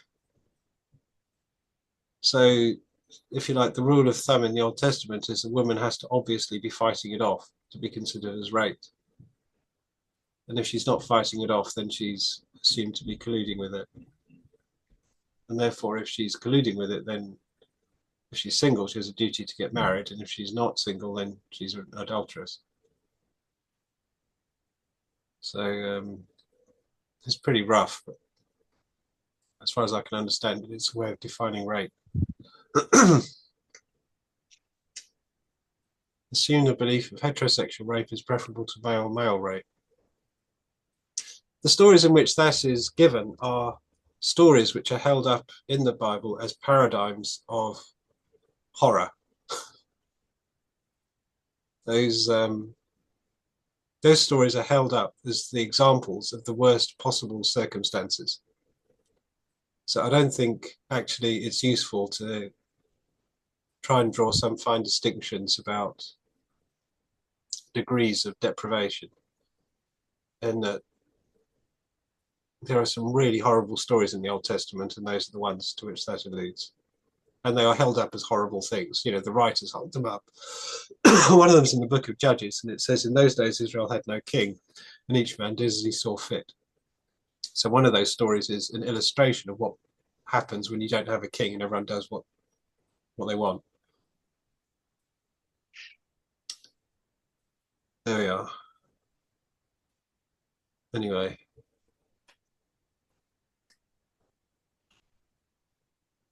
So romanticism.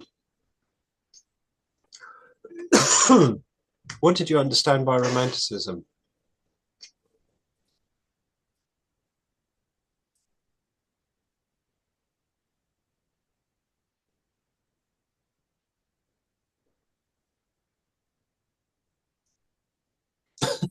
Look at baffled Rachel.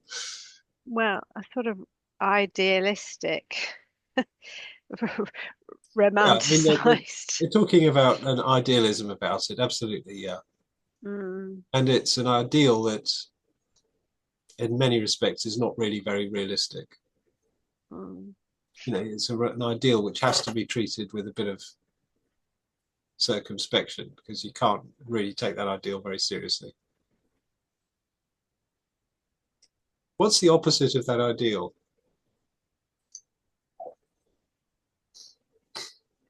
Well, I might have said pragmatism, Yeah, actually. actually, it's the word you reach for, isn't it? Yeah. If you were avoiding the word pragmatism, then what would you want to say? Realism? Yeah, possibly. You might actually choose the epithets that pragmatism uses, something that's workable, beneficial, Yeah. useful, and practical. So, in other words, you treat marriage in a very unsentimental kind of way. Is it Mm. practical? Yes. Is it workable? Yes. Is it beneficial? Yes. We get the land and they get the donkey. Is it useful? Yes. We keep house. We do what housekeepers do. And if you treat marriage in that kind of very unsentimental and kind of sort of practical way, is that a bad thing?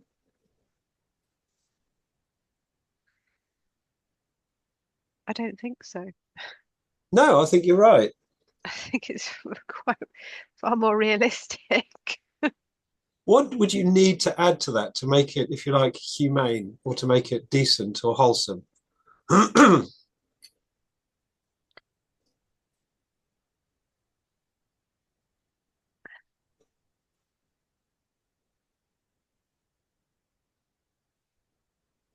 Well, I would want to say something about respect, I think.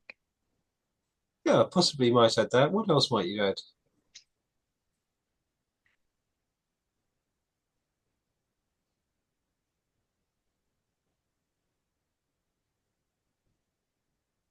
What might you add to respect, to that quality of respect? You know, what might kind of fill that out a bit as an idea?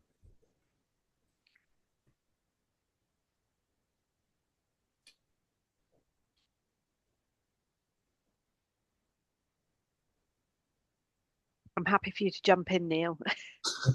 Come on then, what do you think? We're going to deal in a kind of fairly unsentimental and kind of practical way about marriage. That could become pure pragmatism, which would be dehumanizing, which could become dehumanizing and degrading. So, what would you need to add to that to make sure it was humane and wholesome and, you know, decent?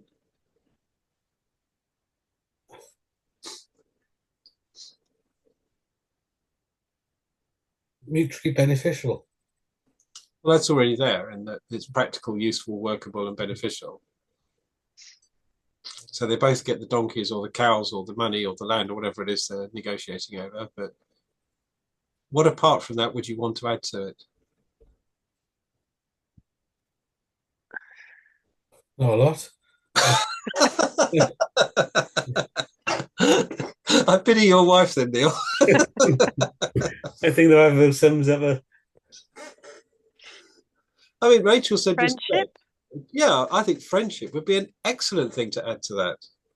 There is actually a lovely passage in the novel called Tom Jones by Henry Fielding, in which Squire Allworthy describes that, precisely that. In fact, it is such a good quote. I think I'll find it while you cogitate further.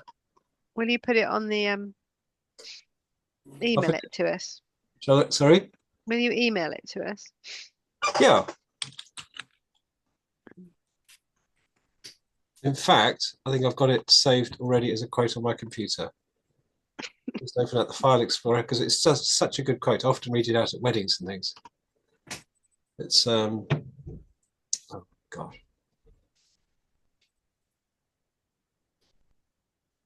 That little box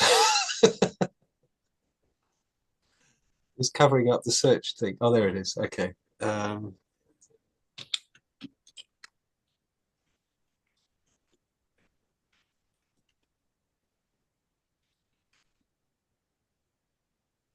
Here we are. Henry Fielding, Tom Jones on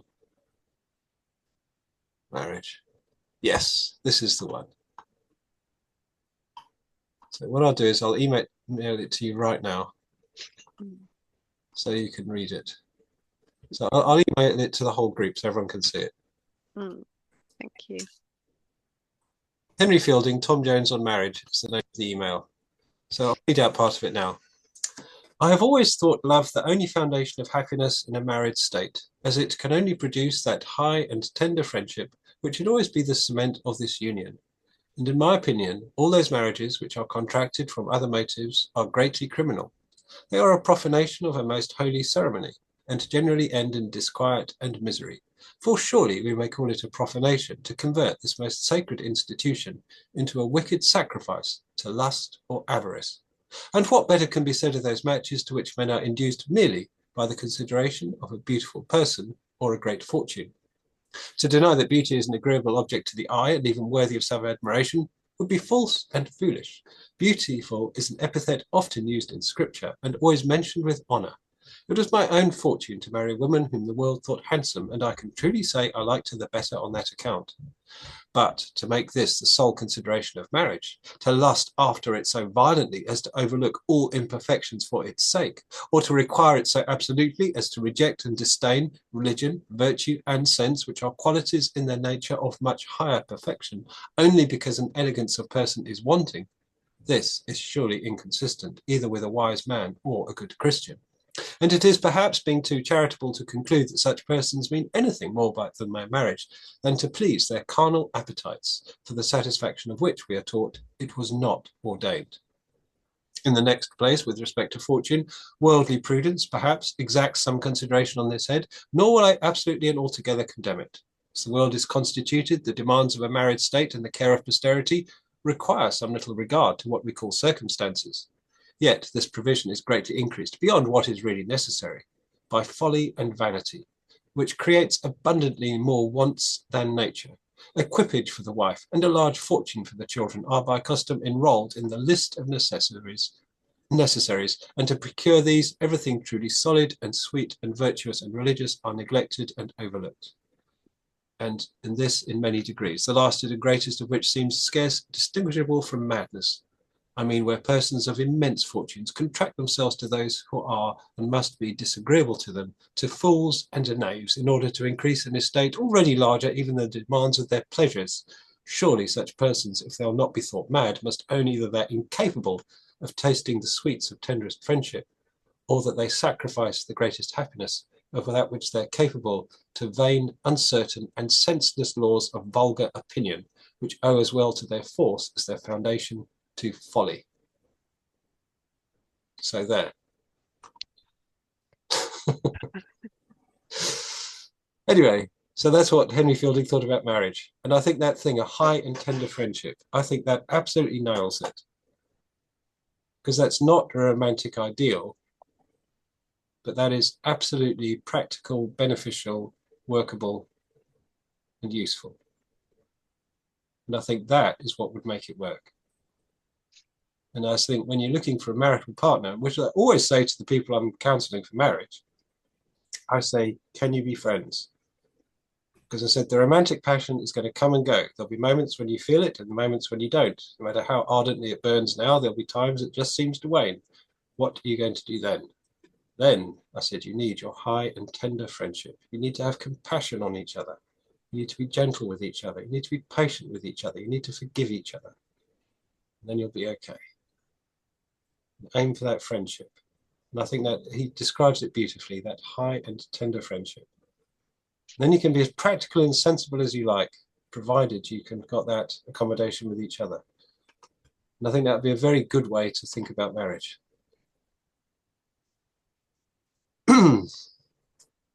So, how are we doing for time? My word, it's getting late. So, marriage grounded in creation. Absolutely.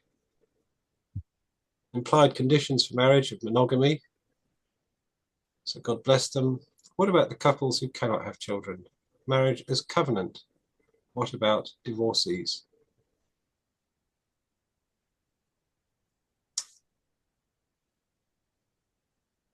Let's look at this idea of covenant. What do you understand by the idea of covenant?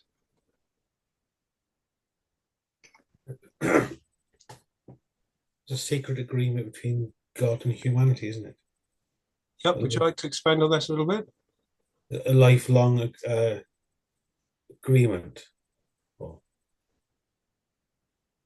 Which covenant are you talking about? the marriage covenant is a lifelong agreement. Oh yeah, the marriage covenant. But what other ways is the word covenant used? It's law, isn't it? Sorry? Law. Yep. And how? Commandment is a covenant, isn't it? Yep. And what kind of covenant is it?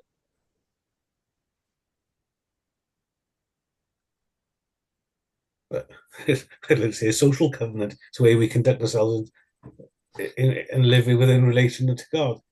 Yeah, absolutely. So the covenant of Moses was a covenant about the land. You know, you keep your covenant, you keep your end of it, and I'll keep mine.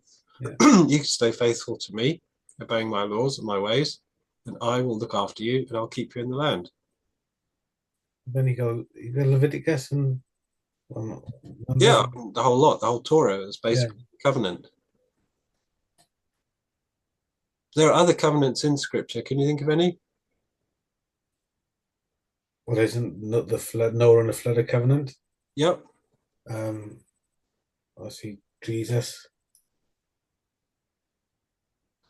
If we go back to marriage, in the Christian understanding of marriage, what actually happens in the formation of that covenant? How might you describe it?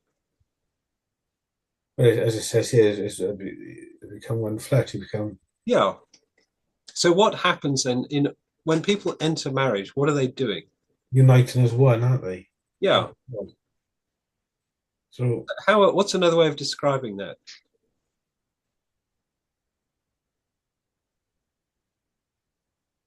it's unity, isn't it? That's a description of it. What's another way of describing what the people are doing when they enter that covenant of marriage?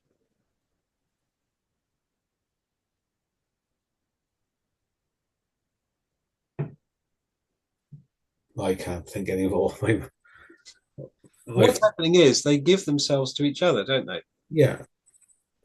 Now, when I married my wife, I gave myself to her and she gave herself to me. It was an exchange.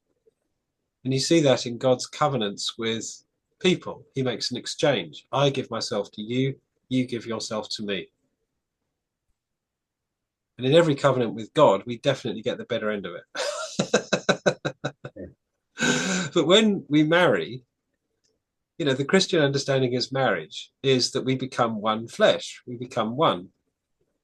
That means everything that I've got, I've given to my wife, and everything she's got, she has given to me. And that's why in Christian understanding, marriage is in what they call community of property. In other words, it's no longer my stuff, your stuff. It's now our stuff, which is why divorces are so bitter and acrimonious, because both of them own all of it simultaneously. So the covenant by its nature is that exchange and commitment, and it's a permanent bond. And what is that a bit like then?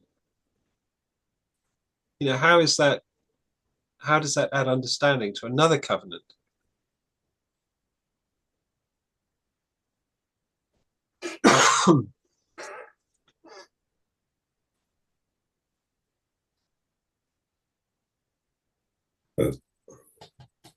God promises to redeem back to himself, doesn't he?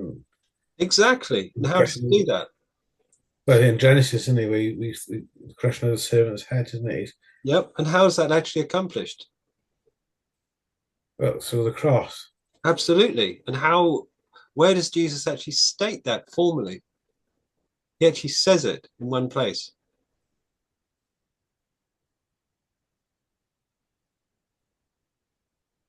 In the epistle of Paul to the Corinthians, he says, I received what I passed on to, I passed on to you what I received. That Jesus said, this is the drink that from this all of you. So this cup is the blood of the new covenant in my blood, which is shed for you and for many for the remission of sins. So when we do communion, Jesus explicitly describes that as the covenant of his blood. And therefore, his death on the cross, he describes as the covenant of his blood. And like a marriage, he gives himself to us and we give ourselves to him. He gives us his life and we give him our death. And it's a total, exchange. We give our very death and sin to him, and he gives us life and righteousness and peace. He takes all the death and the sin. And so that mutual self-giving of Christ and all his people mirrors the idea of marriage, because in marriage we give ourselves to each other.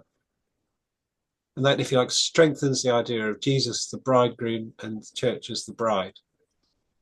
The bride are those who have given themselves to Jesus, and he has taken their death and their sin and their evil and their destruction. He's received it to himself, and he's conferred upon them his righteousness, his life, his health, and his peace. It's massive, isn't it? Yeah. And so that's why the whole marriage as covenant thing is so powerful in Scripture. It's absolutely massive. Next year, with the idea of monogamy as well, plays that part in the covenant law, isn't it? Yeah. So, and this brings us to this idea of divorce. What then is divorce?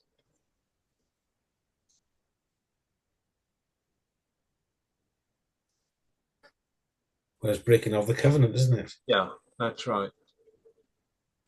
So if the marriage covenant is real, what would you expect the divorce to do?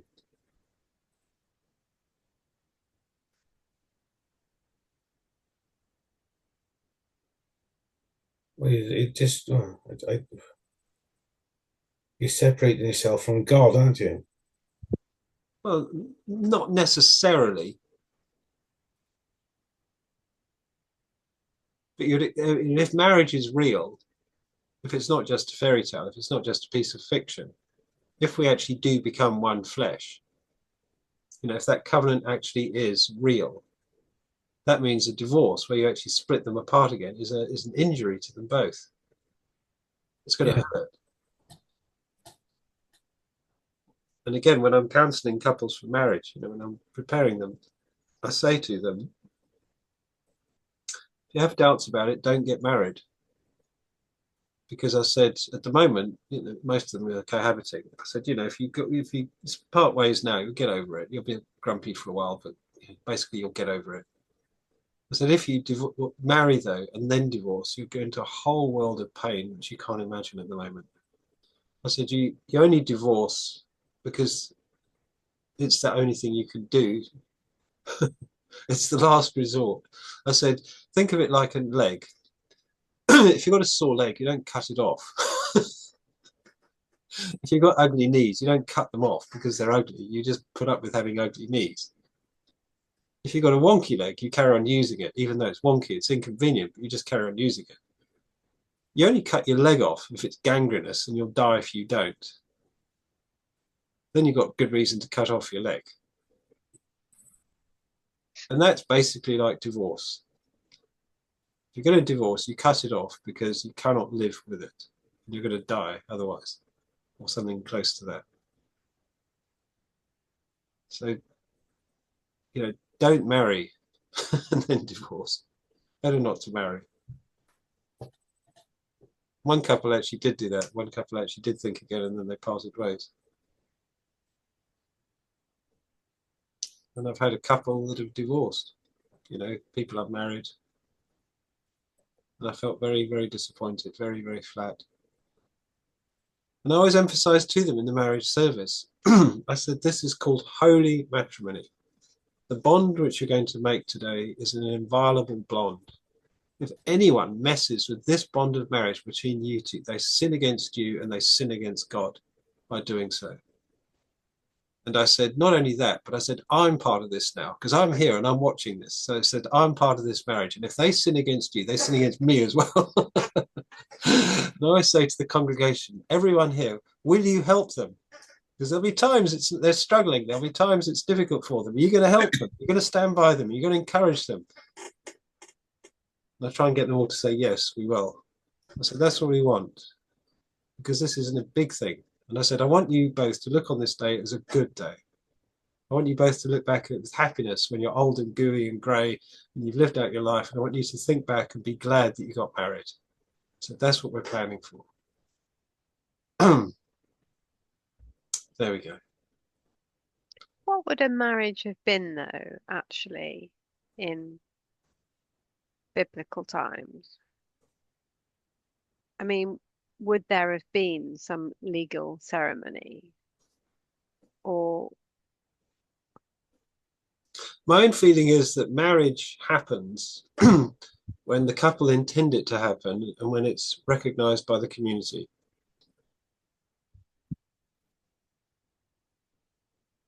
That's only my opinion. I've never seen that actually written anywhere.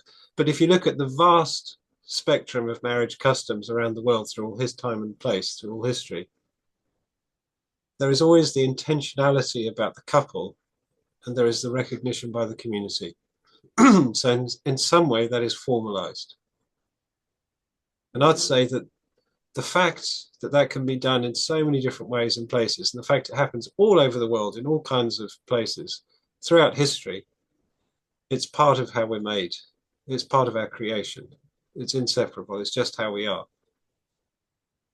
And so, and therefore, in scripture, you'd say, therefore, it's part of the way God made us in his image. It's part of the divine image. And that's why people always, every society, no matter what weird things they might do occasionally, they always end up returning to that. It always ends up happening.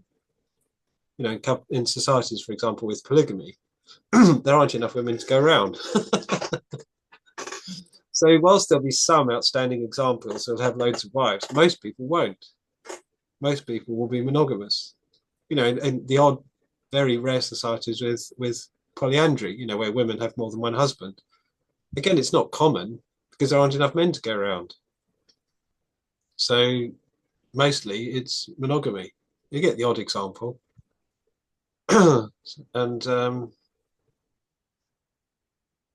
And it becomes kind of normative and it becomes recognized. And thoughts about chastity and adultery kind of vary a bit. But, marriage always kind of recurs. It just keeps coming back. So, strictly speaking, I don't think you need the church service as such, but what you do need is the couple to, if you like, intend to marry. And you do need the community to therefore recognize them as being married. And then I'd say they are married. And so the church service, the registry documents, all that is simply our way of formalizing that and recording it. People talk about the bit of paper. I don't need a bit of paper to say I love my wife. Well, it's complete bunk. Neither do I. Neither does anyone. The bit of paper is there, though, for legal purposes. So if you're applying for a passport or a visa or a mortgage, there's proof. But the marriage happens with the intention and recognition.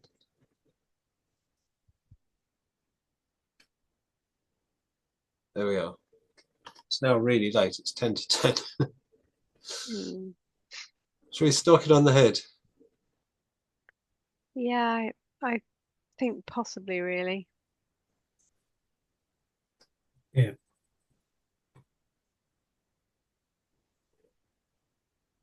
Yeah. Unless I don't, are you planning something from this topic, Neil? I did intend to write on marriage, yeah. So is there anything else that you would like us to cover that we haven't sort of gone over? No, I think it's a lot of it's been covered.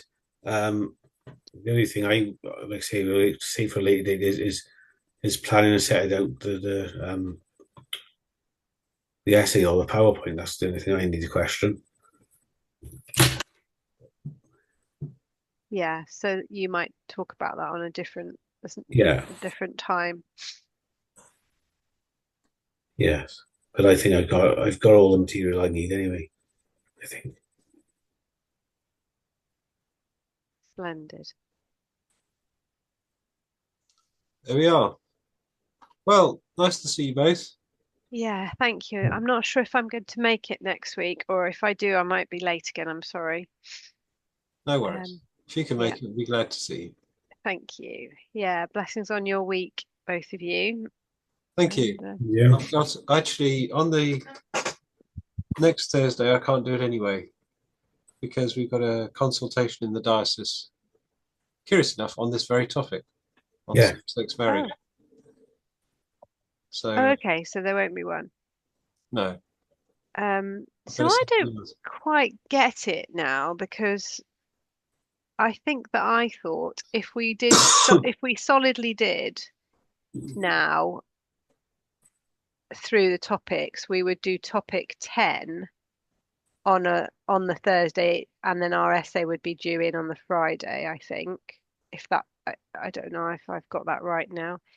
Um, but we don't have but then I don't think there's anything particular going on with session 10 anyway, because she said that was all about the assignments, didn't yeah. she? Yeah. So if we're not doing the 27th, we'll do 7, 8, 9 on the 20th. Well, and then we're due in on the 21st, aren't we?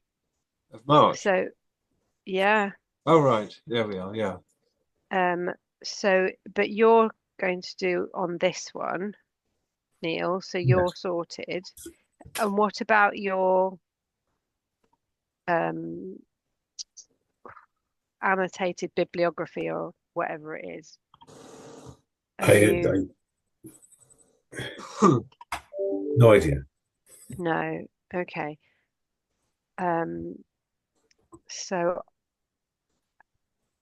I think that if I'm going to do one that we haven't covered, I think it might be the environment, might be one I would perhaps be more interested in.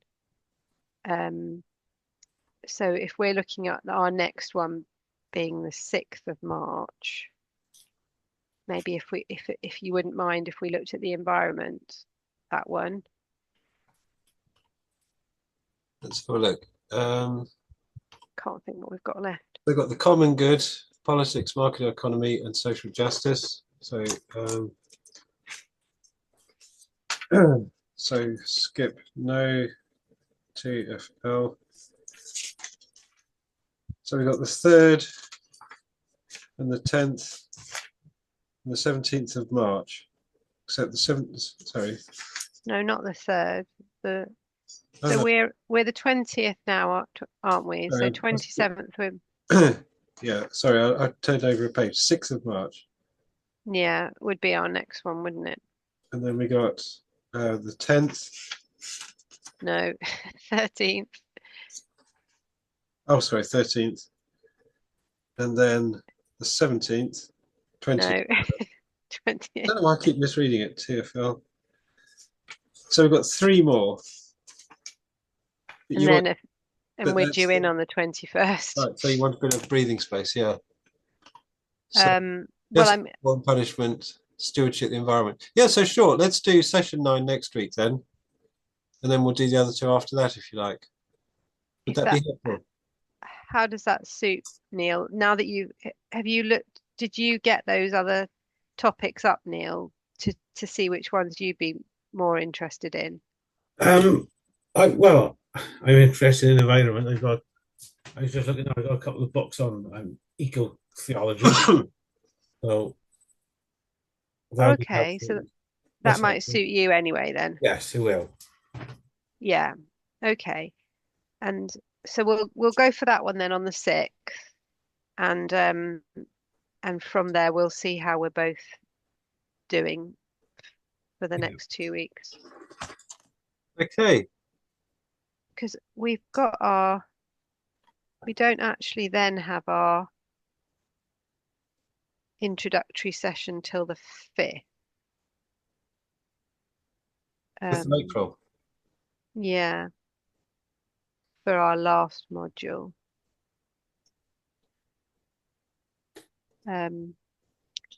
So I don't know how, so even if we did one sort of, even if we did our last one of this module just right before then or something, I think as long as we've covered the ones we need to do and we've given ourselves enough time to actually try and to do our things, because they did say, didn't they, it was very tight for time, this one. We could always finish off the last one, actually after our deadline kind of thing. So anyway, I'm waffling now. So let's go for that environment on the 6th and we'll take it from there. So I'll send out an email reminding everyone that we're skipping next week, and the next one will be this session 9 on the environment. Fab. Okay. All right then. Great. Lovely. Thanks both. Well, may the Lord bless you both, and Yeah. have a good evening. Sleep well. Yeah. Yeah. Good night, Thank you. Please everybody. give And my you. regards to your family, Rachel, to your husband. Thank you. Coughing in Yeah. the picture there. Yeah. Yeah. All right. Well, we're thinking about trying to visit in the next block at some point, and so I'll try and coordinate that with you, Neil, and we might manage that a bit better this next time. Okay. Yeah. Anyway, take care. Good night. Bye. God bless. Bye bye. Bye.